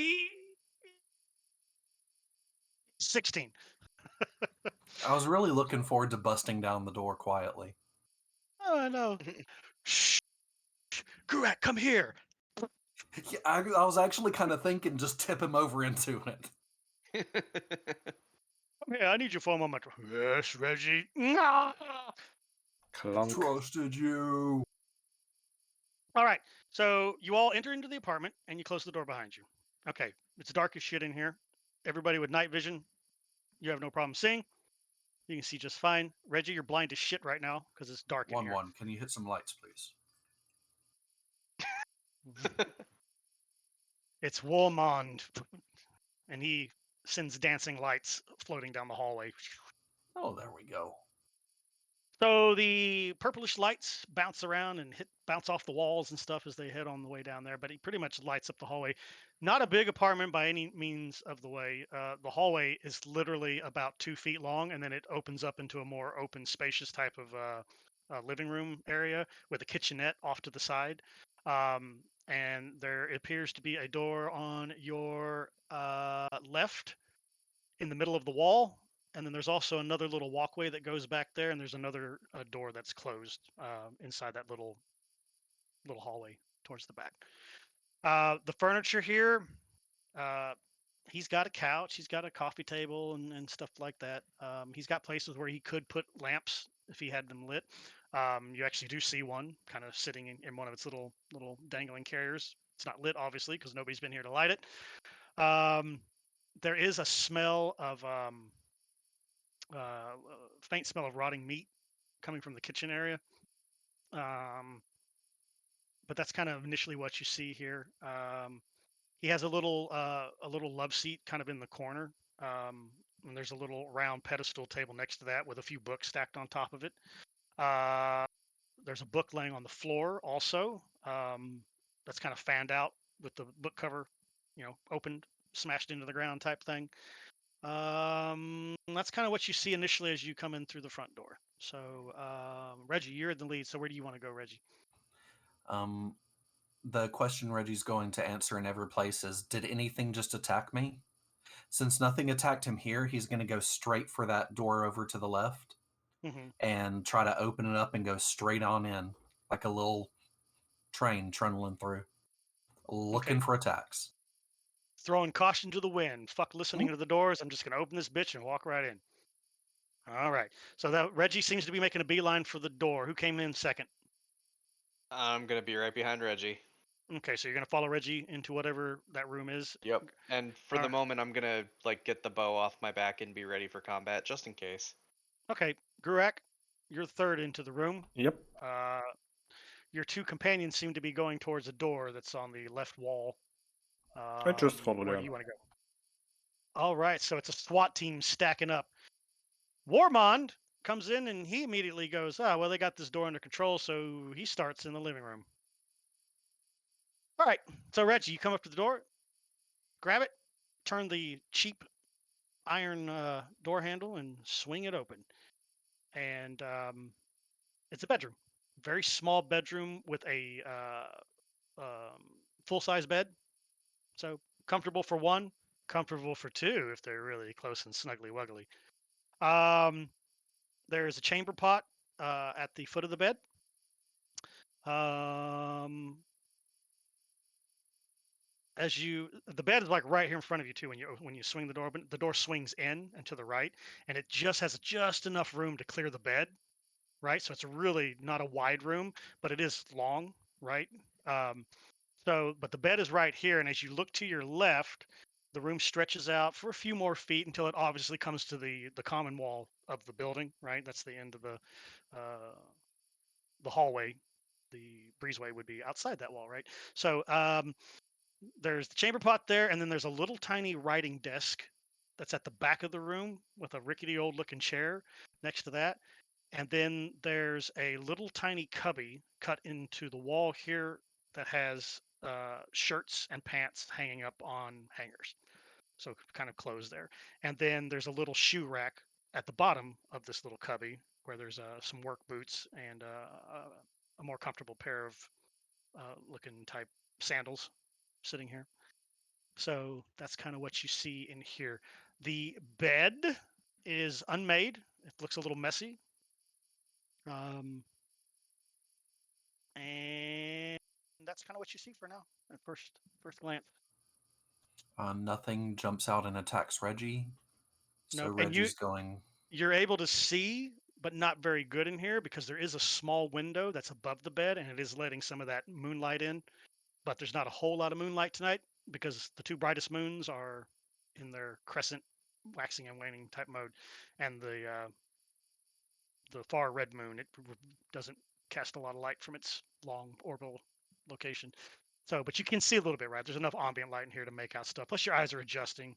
So, if you need the dancing lights, you need to tell Warmon to send them over your way. So far, they're good in the living room. Nothing in here. I'm going to check this other door. Would one of you search through here? Be sure to check behind the door where it Yeah, opens. I was gonna say once Reggie's not immediately staying in the doorway, I want to just like take the door that he opened and just push it all the way against the wall, assuming it goes that far. Oh, until the doorknob is touching the Yep. wall, if it can swing that far. Okay. Let's see what the There's a gnome hiding in the space. Yeah, then I would Yeah, check like that basically door. just slam the door up against the wall, make sure there's no one behind it. Okay, no, you slam the doorknob, hits the wall, boom. Something does slide though and hit the backside of the door when you do that. Okay. There's like this shrink. Reggie's heading on over for that door. So you're going to the door in the back of the apartment, Reggie? Okay. Gruak, not a whole lot of room for you in this bedroom right now. So you're just gonna stay outside the door and keep watch of everybody, or are you gonna go poke around the rest of the house? And I stay in the first room of the house, directly after the door. There's that's it. There is first room and then a little kitchenette. So Warmon's currently over by the love seat looking at the books and stuff. There is that smell coming from the little kitchenette counter area. So if you want to go take a look at that, you can. Or you could just stand there in the middle of the room, standing like Superman. I am Groot. All you bitches, Photosynthesis. search this place. Yeah, I simply take a look around if I see something that seems out of place. Okay. Investigation roll for you, Gruak. Mary, what are you doing after you hear that thunk against the door? I will take a look around the bedroom and definitely see what was behind the door. Okay, you'll get an investigation check as well. Reggie, you head down to the door and you open it. Surprise, bitches! Ah, it's the gnome assassin, top shelf killer. Ah, he Explodes. stabs you in the head. What the hell? What the hell did you just say? I don't know. Gruak, a 3 investigation. Smell bad. That's about all that you can do. And Mary, you have an 11. Okay. All right. Big So +1. big +1. All right. So you slide open the door, and it's one of those doors. It doesn't open. It's actually a folding sliding door, and it slides from left to right. So you kind of open it, and inside it is a small, probably 2-3 foot deep storage closet. And inside you find a broom, a mop, a dustpan, a bucket, a rags in the bucket. Then And on a the top corpse. shelf, there's a top shelf above you. There are a few boxes stacked up there on the left, and then there's one box on the right. So there's 3 boxes total on the shelves above you. So that's kind of what you're seeing there. So, are you going to do anything with this closet? I burn it. I stab it with my sword repeatedly.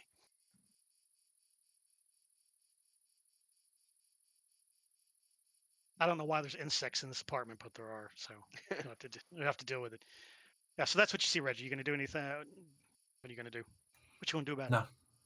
Nothing. No, he's not interested in any of this shit. Nothing No. attacked him. Okay. He's gonna go rejoin Gruak and probably fail the shit out of an investigation. So Gruak, you kind of wander over towards the kitchen because that smell of rotting meat kind of gets your attention to the point that you literally like stop and you lean down to this plate that's sitting on the countertop here, and there appears to be a half-eaten piece of lamb chop just sitting there.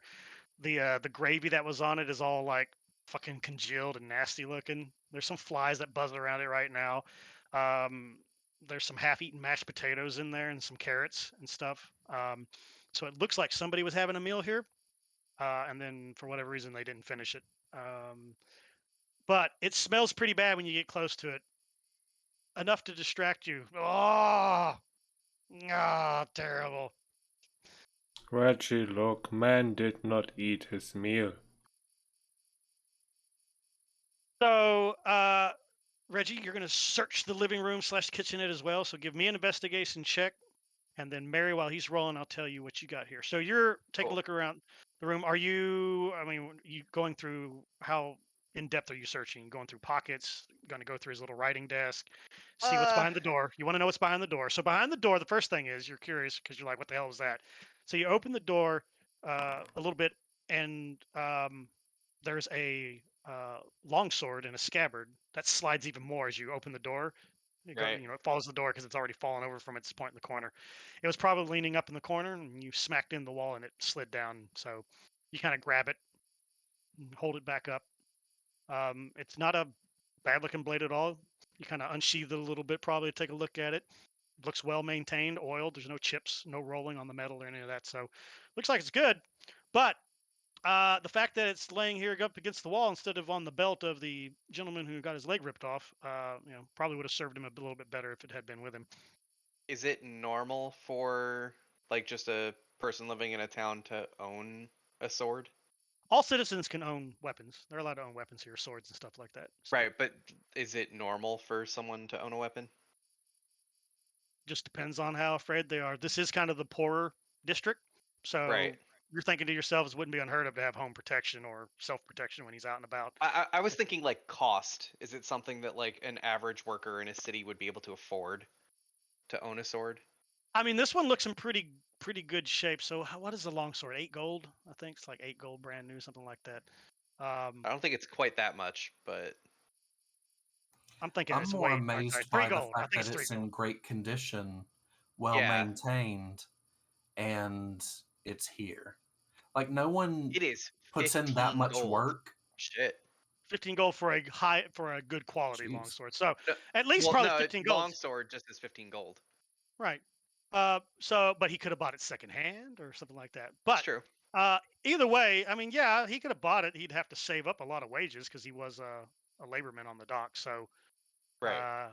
or it was a gift. Could have been a gift to him. So there's a dozen reasons why he had a sword here. So that's kind of what you find there. And then you kind of fluff around the bed a little bit, and you don't really see anything of interest there. I assume you get down and look under the bed. Under the bed. So under the bed, there is a box under the bed, kind of a cardboardy box, nothing sturdy made of wood or anything, but kind of a cardboardy, paperish material. So that's under there. I assume you slide it out probably. Yep. Put it up on the bed and stuff. So you flip that open. Inside there are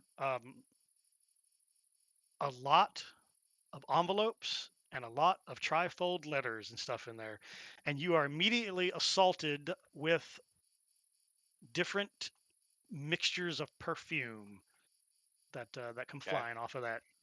So Glory box.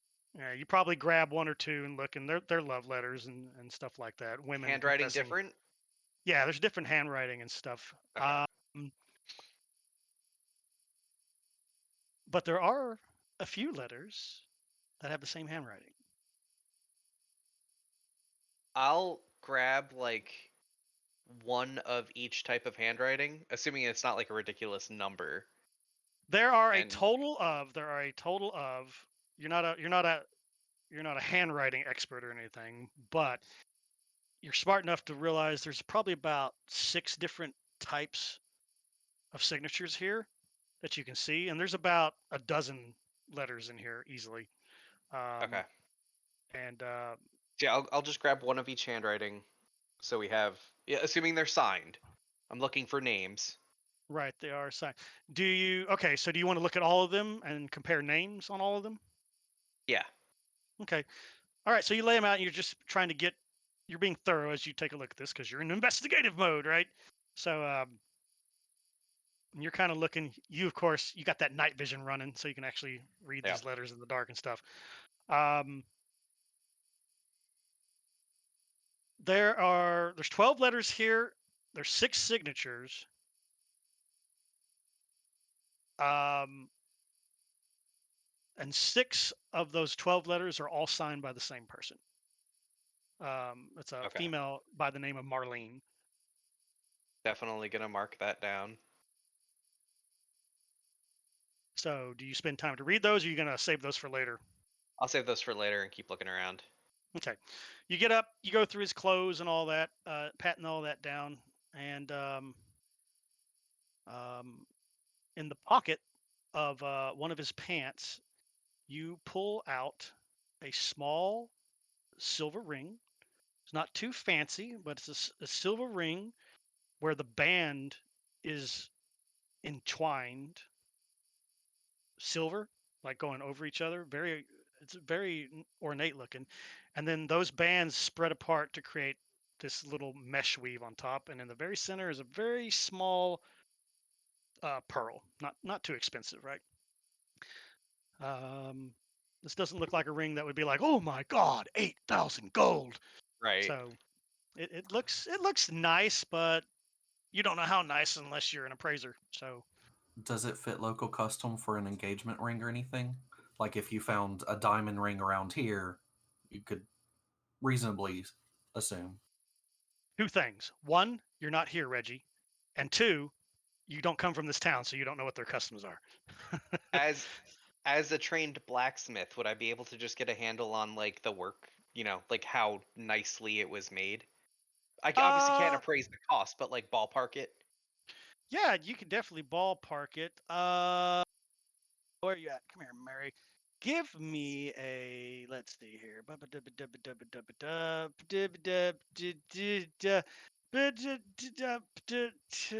Jesus Christ, none of these would actually fit in. How would one do appraisal now? You know what? Just give me a. They don't really have a skill for it. Just give me a an intelligence, a raw intelligence check. Add your intelligence modifier. D20 plus 2. Did that roll? No, it did not. Oh, there it goes. Da-da-da! There we go. The ring would actually require a pretty skilled artisan to do that band work. Right. It does look like it's actually made out of silver, so there's probably some value to this. And the pearl, it is a real pearl. It's not. It doesn't look like a fake.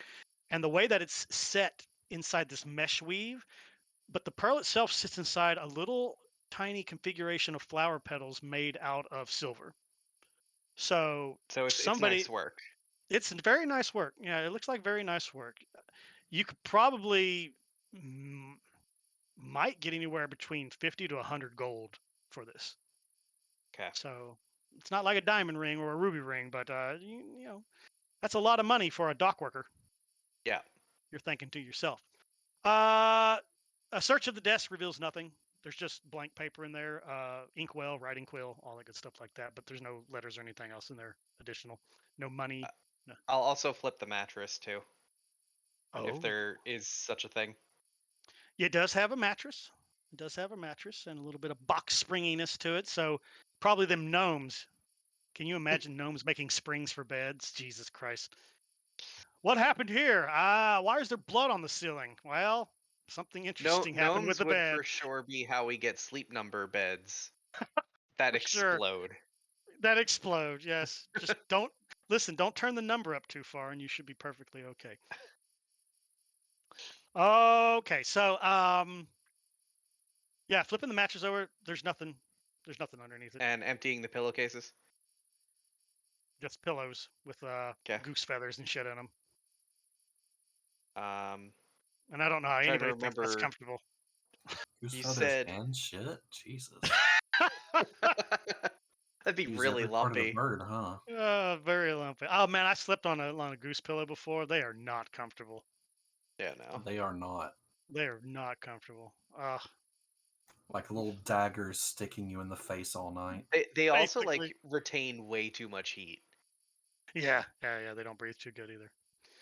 All right, so that's kind of what you get in this room. You got a ring, you got some love letters, and you got a sword in good condition. I will take all three of those things out, and like Okay. on approach of the living room, kind of be like, this guy had a fair bit of money. I think you guys more than maybe makes sense. All right, so Reggie, you kind of go around there. Warmon, he's flipping through books and stuff like that, and you kind of join Gruak over in the kitchenette area because Warmon looks like he's got it all under control in the living room. Because there's not a whole lot in the living room, right? There's a throw rug on the ground. There's a coffee table with nothing on it, and then there's the love seat in the corner. There's one couch up against the wall next to the closet, right where you came from. But the little kitchenette here, there's a little tiny pantry door. You do open that up and kind of look through there, and definitely hit with the smell of dried meats. Um, you do see some spices in there. There's actually a little bit of sugar in there. There's a little bag of flour and stuff like that, and there is a little area where he can actually cook. Right, it's like a little kettle area. Where you can heat it up and stuff like that without burning the whole apartment to the ground. So going through that though, you do find when you open the cupboard, there's a second bag of flour that actually fell off the shelf. It looks like and basically splattered all up against the side of the door, so it's kind of lumped in there and stuff. And you do notice that there is a little trail of that flour coming out from there, but it disappears pretty quick. Like before it gets around the countertop to go back into the living room, the flour just stops. But other than that, it's just stinky, half-eaten pork, and a little bit of dried goods left in here. Was there enough of a flower trail to see about how big the feet were? Well, the problem is there's no footprints per se. Well, you know what? Give me a perception check on that as you kind of lean down to take a look. You're trying to like find tracks and shit. Cricket, cricket, cricket, cricket, cricket, cricket. Okay, so unfortunately, most of the tracks are, if there were any, they're kind of gone. But you do make out partial at the beginning of the trail, right in front of the door. And it actually kind of looks like two on top of each other. One's the size of a man's foot. The other one looks like the size of a woman's foot. Both of them were shoed. It looks like they both had shoes on their feet at the time. He'll call Wan's attention over to it and just make a point of not fucking it up. Okay. About that time when you kind of crouch down, you hear Mary's voice like, "Hey guys, found some shit. This guy's had some money to buy some shit." And he had a visitor with small feet. So Warmon kind of slides over here and kind of takes a look. I'll admit Yes. we didn't really take a look at his shoe size.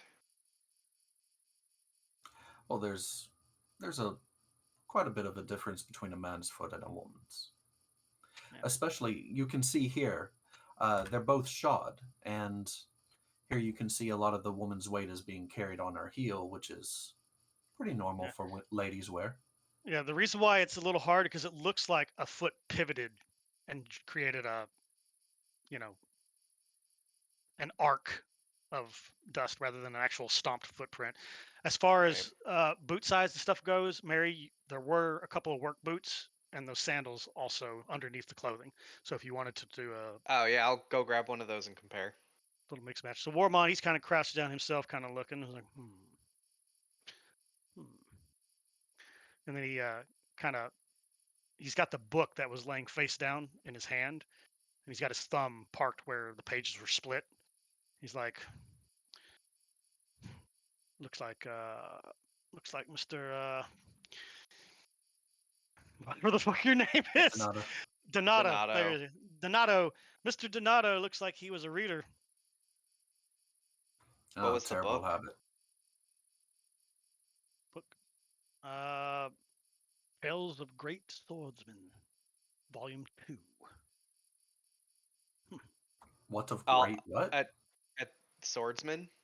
Yeah. At that, I'll definitely like show everybody the long sword, which looks well taken care of and was fairly expensive. Oh, well, wasn't he a dandy? Learning the proper way to fight and everything. Yep. It's Definitely actually doesn't seem like a normal dock worker. the book itself. Warmon's like, it's it's basically it's a nonfiction book. It's a book on techniques that different famous swordsmen throughout history used. And he has a long sword there. What else is that? What's in that box? There were a number of letters from. I imagine they were all women. Oh yeah, all the names of Yeah. them are female. Don't Uh, assume. The vast majority of them were from one person named Marlene. And a ring that was in his clothing, which the craftsmanship's pretty nice. I'm going to assume that it'd fetch a decent amount of money. May I see the ring? Hmm. Sure, and I'll show it to him. The lads earlier were saying the bird he stuffed was named Brooks or something. It might be that Marlene Brooks is the wife he was dandling. Or it might be that Marlene is our vampire. Could be. Yes, the I ring still is. can't say that with a straight face. Vampire. I show you the real Mr. Reginald, Sir Reginald. This ring is very, very well crafted. I've seen engagement rings like this. Perhaps our lad was going to marry someone.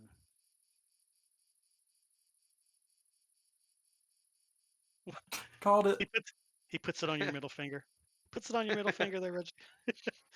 You're now Oh, engaged to actually, Warmon. to that end, I'll go back and check if I don't remember the clothing. Did he have nice clothing, or was it all kind of shitty?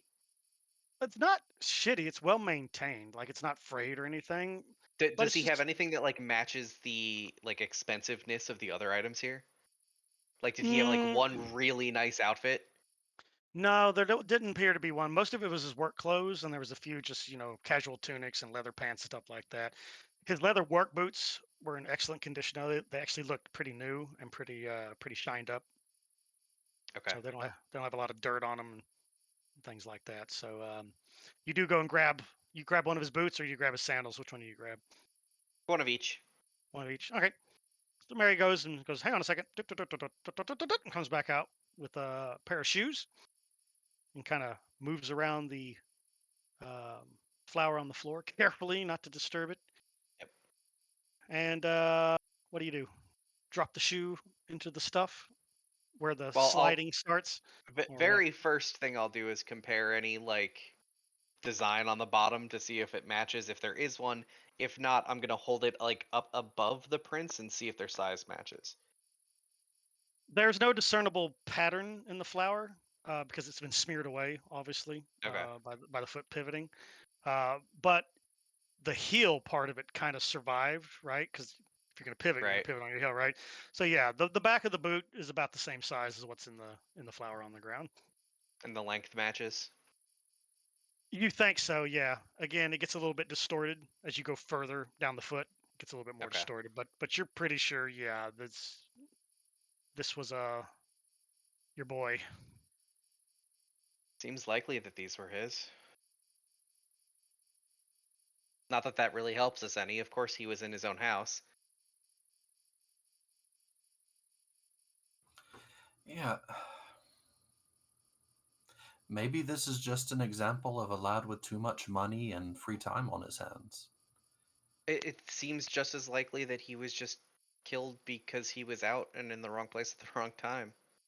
Although it does also seem weird to me that there's half-eaten food, there's a mess of flour on the ground, and a book was placed down in the middle. You know, it I hadn't even thought about that.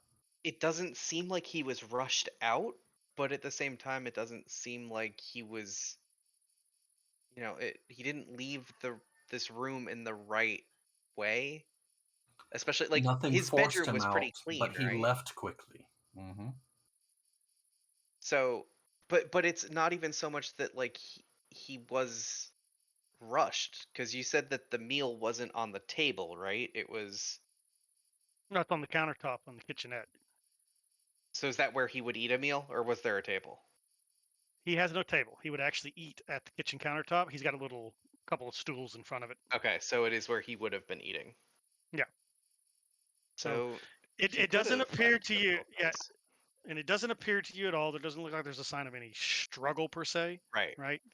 But he could have gotten It's up and left in the middle of a meal. yeah. I mean, Mm. that's what it looks like because it's half eaten. So I mean, the Yeah. fork is still stuck in the pork It sounds to me like a or lady or caller the came lamb. by and he didn't foresee a need to carry a sword, so he just packed up and went. Left. Yeah.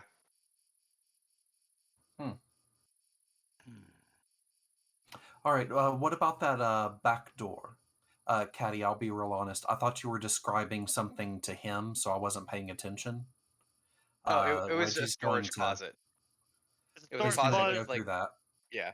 Your brooms, your mops, your buckets, but there's a top shelf also that has two more kind of like shoe boxes, like cardboard, and then on the right there was a more sturdy wooden box up on the top shelf. So three boxes up Let's there. haul all that down. You doing okay, Mr. Gruak? Yep. He's just kind of chilling in the middle of the place. Yep. We're Sure, all like barely climbing wine. over him to get around.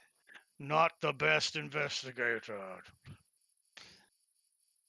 All right, so you pull the boxes down. The both both of the shoe boxes on the left rattle a little bit, like there's something in them. You pop open the first one on that, and inside there are a pair of women's shoes, white color, with lacy tops on them. They're pretty fancy looking. Definitely something that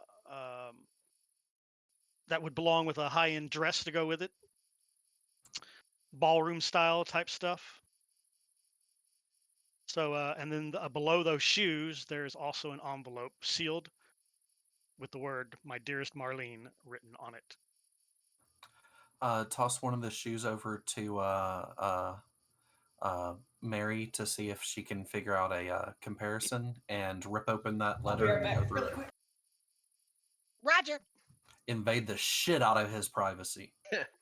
Y'all are terrible people, What but what you're was I doing with the investigators. shoe? Um, over there were two sets of prints. One was Was it two sets of masculine, the other. prints? Yes, the male one eradicates almost all of the other print though, because of the pivoting of the foot. Okay. Then I will check to see if these shoes A look like they've been worn at all, and B if they match what's in the flower. But It you might can be a These- continue with foregone Reggie. conclusion, but These Yeah. shoes look perfect. Like they have never seen a foot ever I inside of thought them. that might be the case. They have a beautiful, like glossy shine to them and everything. They're definitely, and with all the lace and the little pieces of studs, what the fuck am I thinking of? Sequins that are kind of woven into the lace pieces. This is definitely designed when you walk in to catch the light and be like, ta-da! Here I am, bitches! I'm the best looking woman here. So that kind of thing. Come to find out, those shoes probably belong to Donato. He's actually a cross-dresser. So, you've that been was fooled actually the my entire time. first instinct. Yeah, I was thinking that too. Oh, he likes to be a pretty lady. I mean, So, sure. you kind of bring this immaculate, beautiful ballroom dance shoe around.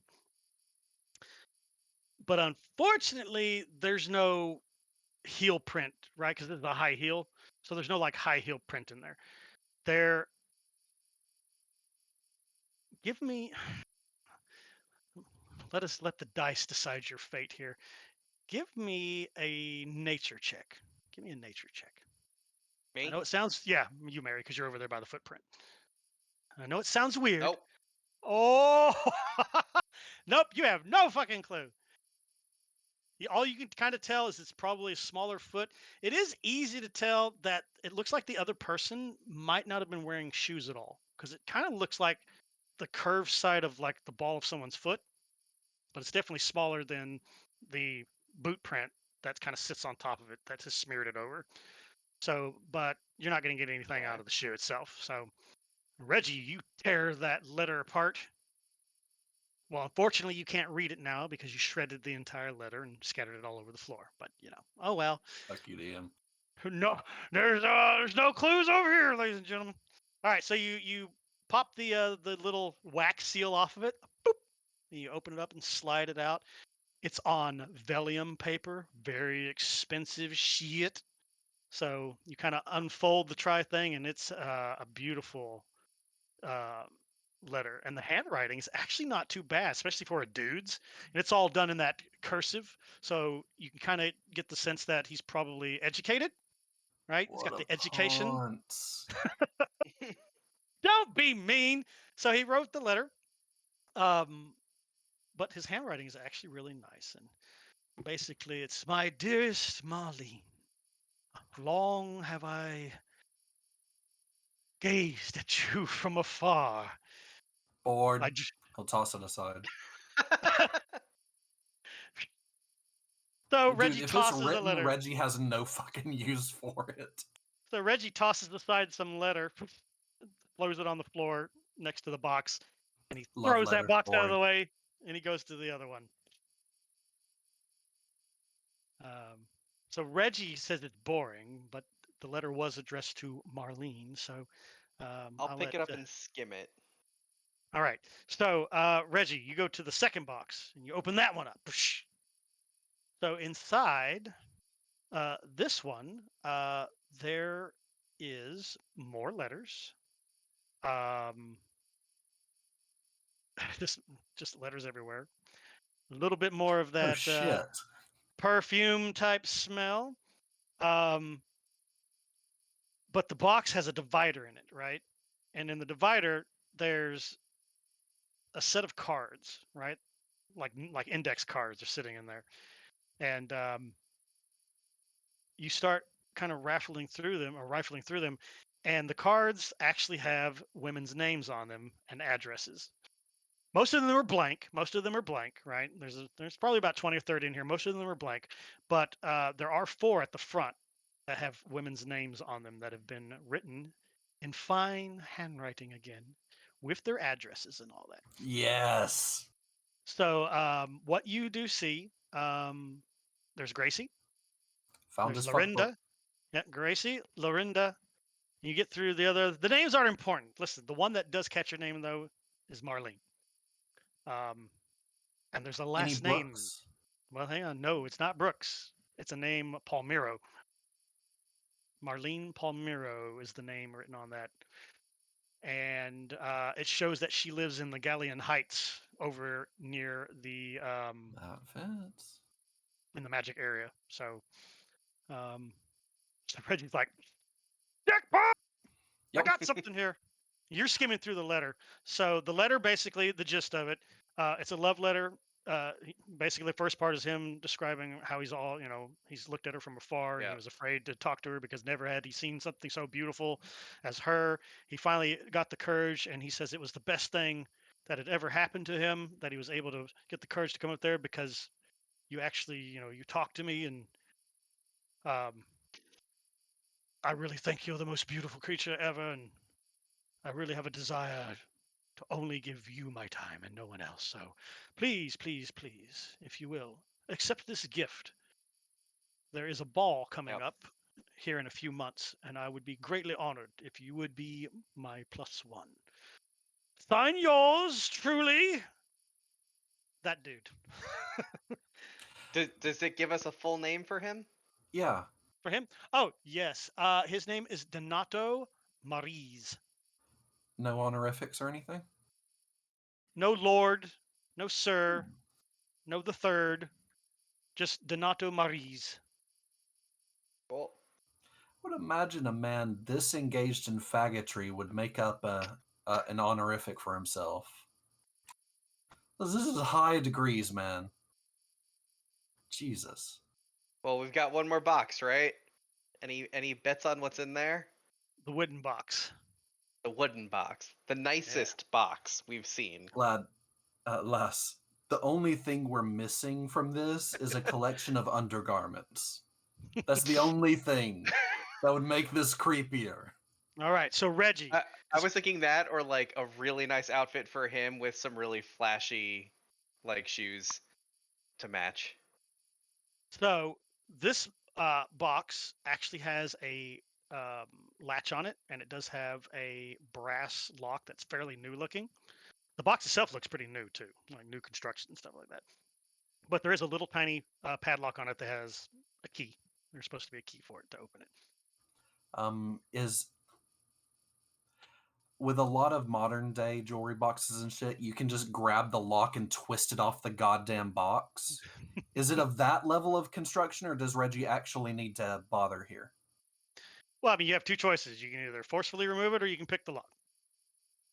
Does it look so shitty that Reggie would be able to just twist the lock and pull the entire thing off of it? You can certainly try. Well, I think No, he's Reggie asking will try whether to or fix not it. that Okay. would be the first response. Is this looks shitty? Yeah. Yank. No, it's a Like, if well-made I'm going box. through a dead man's place and I find a little jewelry box, I'm not gonna bother looking for a key. I'm just gonna rip it apart. I No, mean, it's a that's nice looking what box. everybody It would looks do, well right? made, and the latches and stuff on that, they're made out of Okay. brass also, and they seem to be riveted into stuff like that. A man of your strength with a little bit of effort, yeah, you can probably tear it out of there. You'll damage the box doing it, or you can pick the little lock. I'll pick the little lock. At least give it old college try All right, sir, before I elbow drop it. give me that sleight of hand without your proficiency since your tools are missing. Did you ever have thieves' tools? Nope. So they're not Kryn missing. had some, but I never got them from him. Oh shit. It's okay. The dragons use them to pick their teeth Figures. And before then they they died. return. Yeah, before they return into Yep. a cloak. Okay, so you start working on the lock. The lock is no match for the power of Sir Reginald, Master Thief. With a little bit of effort, and it does take a little bit of effort actually. There's probably a curse or two that comes out of your mouth because you're like, I got it, and then in a Han Solo moment, you don't got it. You're just like, fuck. But eventually, you're almost on the verge of just wanting to just rip the whole fucking thing off, and then you just like violently shove the pick in there and just turn it, and then there's this click, and the little lock pops open. All right, let's flip it open and see. We're not worried about traps. Exterior view of the apartment, second floor. Yes. Dibs You on open one. surviving that. So inside, there are the following items. Vellum paper on the left side of it. There is a letter opener of steel, or not steel, sorry, of silver with an ivory handle. Very nice looking. It's got a Vorpal type blade to it, so it's got that little curve to it. You do find a black a cloth bag with a leather tie string. Opening up that does reveal there are coins in there and some rubies also sitting in there.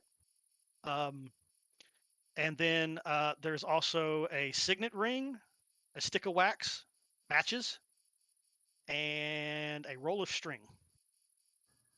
Tossing the signet ring over to Wan Wan to see if he recognizes it. Genuinely a roll of string? Mhm.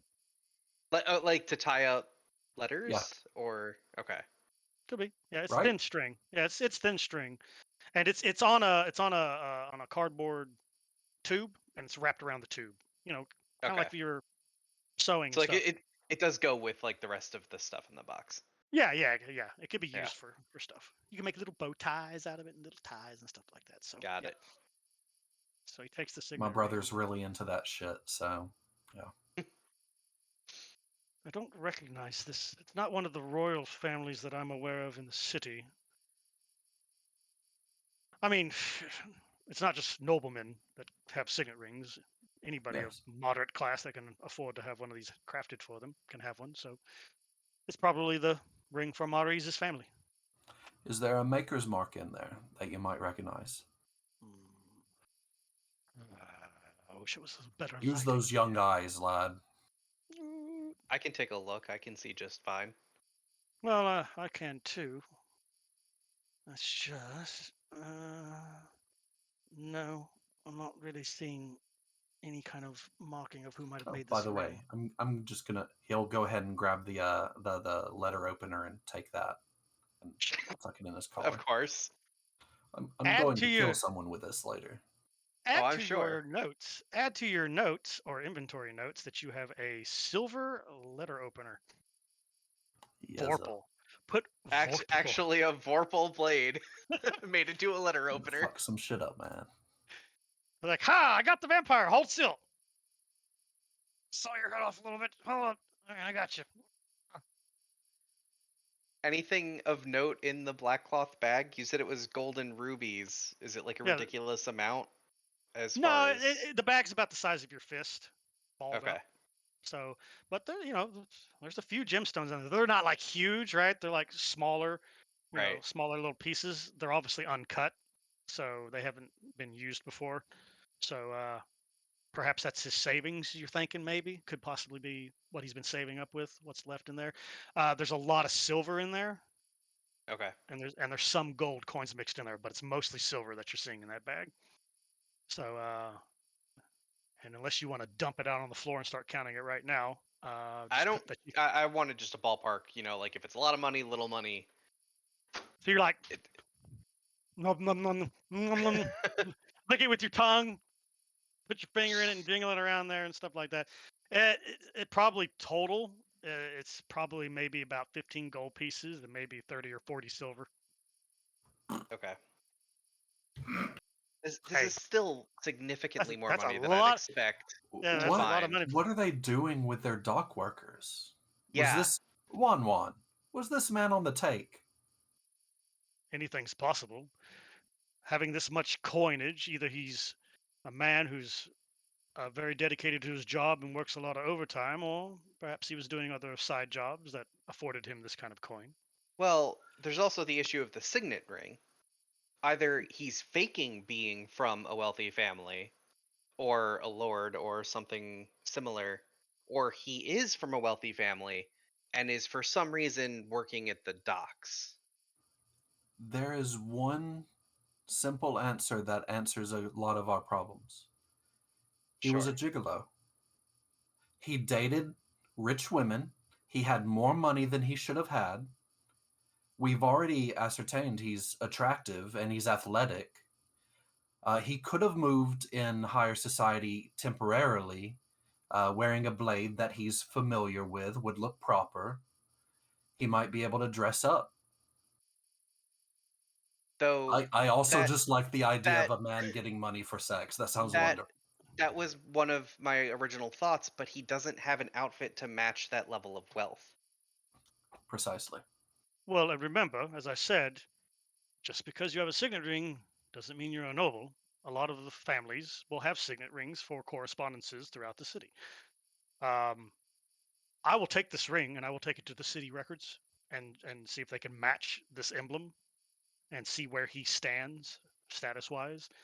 But that'll be for another day. So We have an address from Madeline. Marlene. And DM, there was no Marlene. Marlene. Sorry. There was no Brooks at all in his fuck book. No, Brooks was not in there. Okay. So either he lied or it was a one time hit it and quit it. It might just be a red herring that the DM threw at us. The DM never wastes his time writing red herrings, okay? Why would a DM waste his time doing red herring shit? And here they find some pretty princess shoes. And so, as we save our game for the night, that's where we're at. First thing in the morning, Farlin and her team will be hitting up the disease people. You guys will probably be fucking dead tired if you don't actually retire at some point tonight. It's only a little after midnight. We're fine. I mean, after the time you were done with this, yeah, speaking of, let me just advance the clock. So, yeah, it's about 40 minutes after midnight. So, that's where we'll pick up the next time we play, which hopefully should be next Thursday, barring nobody gets sick, depressed, or wants to just relax and not have to deal with D&D. So whichever one it is, we're going to hold off on experience points tonight, although you guys did a fantastic job tonight. I enjoyed all the role playing, so this will be tied into your next big bonus. And so, as a final note here for you guys, are you going to continue on and go check out Marlene? Or are you going to wait, go get some sleep now that you have more evidence, wait until the morning comes, and then head to her house to talk to her? What are your plans going to be at the start of next week? It's about 1 o'clock. Yeah, it's almost 1 o'clock in the morning. Yeah. How far away is her home? In the Time-wise. Galian Heights. Let's see, you guys are over there, so probably almost an hour away if you're going on foot. Now, it seems entirely mean of us to go knock on a lady's door at 2 a.m. But at the same time, I don't know how many nights we have to work on this vampire case if we're leaving in a day and a half. I believe if we're going to call on the lady, doing it during the daylight hours would be the proper thing. I But agree. that doesn't prevent us from dropping by and seeing what she's up to in the night hours. Swing Since by that there is on the way home. Hmm. It's not a bad idea. Swing by, see if anything's going on. If we see a good opportunity for infiltration, hop in, check something out, move along, but make no plan to interact with her unless things go tits up. Okay, so if you're going to go spy on her, and we'll remember all this, if you're going to go spy on her before you all go back to home base, that's going to be an hour there and an hour to get back. So that's 2 hours of your life that's going to be lost. So Yeah, I don't we're know how going to be much. fucked in the morning. Yeah, I don't know how long y'all are going to sleep in. 4 hours of sleep or 8 hours, and fuck it, we'll get up when we get up. But we'll let y'all decide with that. a level of exhaustion. Yay! Oh, that'll be fun. Yeah, the first level is what kills you.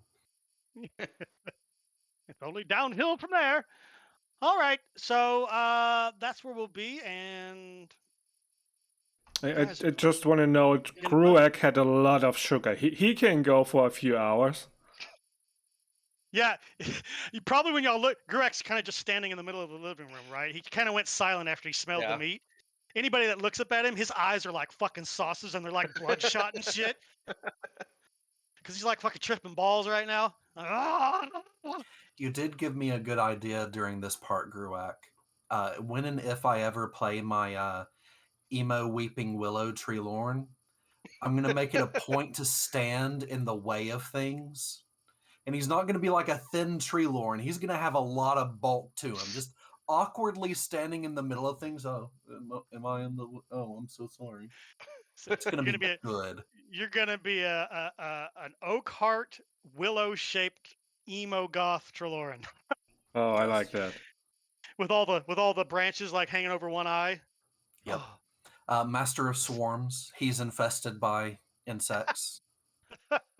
That's why he's so emo. Very nice. I mean, Gurak used to be infested with squirrels until he went on his adventure. Now he's just fucking nuts. Now he's just fucking plain nuts. All right. That's good times. It's good times. I'm beginning to suspect that we're not joining Farlin on her ship adventure. Well, we're gonna look like zombies. That's, hey, you got to make your choices, right? That's the tough thing when you have limited time and you give your party a whole bunch of different quests that they can do. You got to pick and choose. Which one's going to yield XP? Which one's going to yield treasure? Which one's going to yield red herrings stuck up Reggie's ass? You just don't know. Which one sounds more entertaining and offers a better opportunity to make fun of a Vampires ginger? for sure. Vampires offers certainly more danger for sure. So yeah. We'll see. I mean, hey, y'all still got 2 days. You still got 2 days. You know, you don't know. Farland might go into Miss Swallow and like in 5 minutes have the case solved and be like, oh, I got Sure. this First shit. person she meets just maces them down. Oh, are you infected? Yes. Boom. Healed. That's it. My work here's done. Let's go, Ayuki. Wow, hardcore. Let that be a lesson to all of you sick fuckers. Just walks out. Anyone else sick here? The tough Perfectly love of the fine. church. We're perfectly fine. Don't kill us all. All right. Well, thank you all for the game. Thank you everyone for joining us on Grurak's chat channel. I hope you all were entertained by the shenanigans tonight and the Scooby-Doo mystery. This is fun. It's been a while since we've done Scooby-Doo mystery. Unfortunately, fortunately, Farland, you got split away from the shenanigans and stuff, but you'll get some game time for sure next week because there's a lot for you to do in the next district. Unless you really just walk in the club the first person and go, my work here's done. Drop the mic. I'm leaving. Fuck all y'all. No. Should definitely do that. I do want to let it be known that I am going to be going on vacation like in August soonish. So there will be a week where I will not be around. I'll be here next week, but yeah. Okay. Next week is good for everybody still? Yeah, Cool. thumbs up? Yep. Okay. Awesome. Good. My goal is that now that I've actually got a ton of maps loaded in and programmed, and I got the lighting and the rain effects and all that shit loaded on a bunch of maps. Because remember, I'm running 2 games. I got my Saturday face-to-face game too, so I got to work on that one also. And this Saturday, it's game time. Y'all should be lucky you ain't them, because they started a level 1 campaign.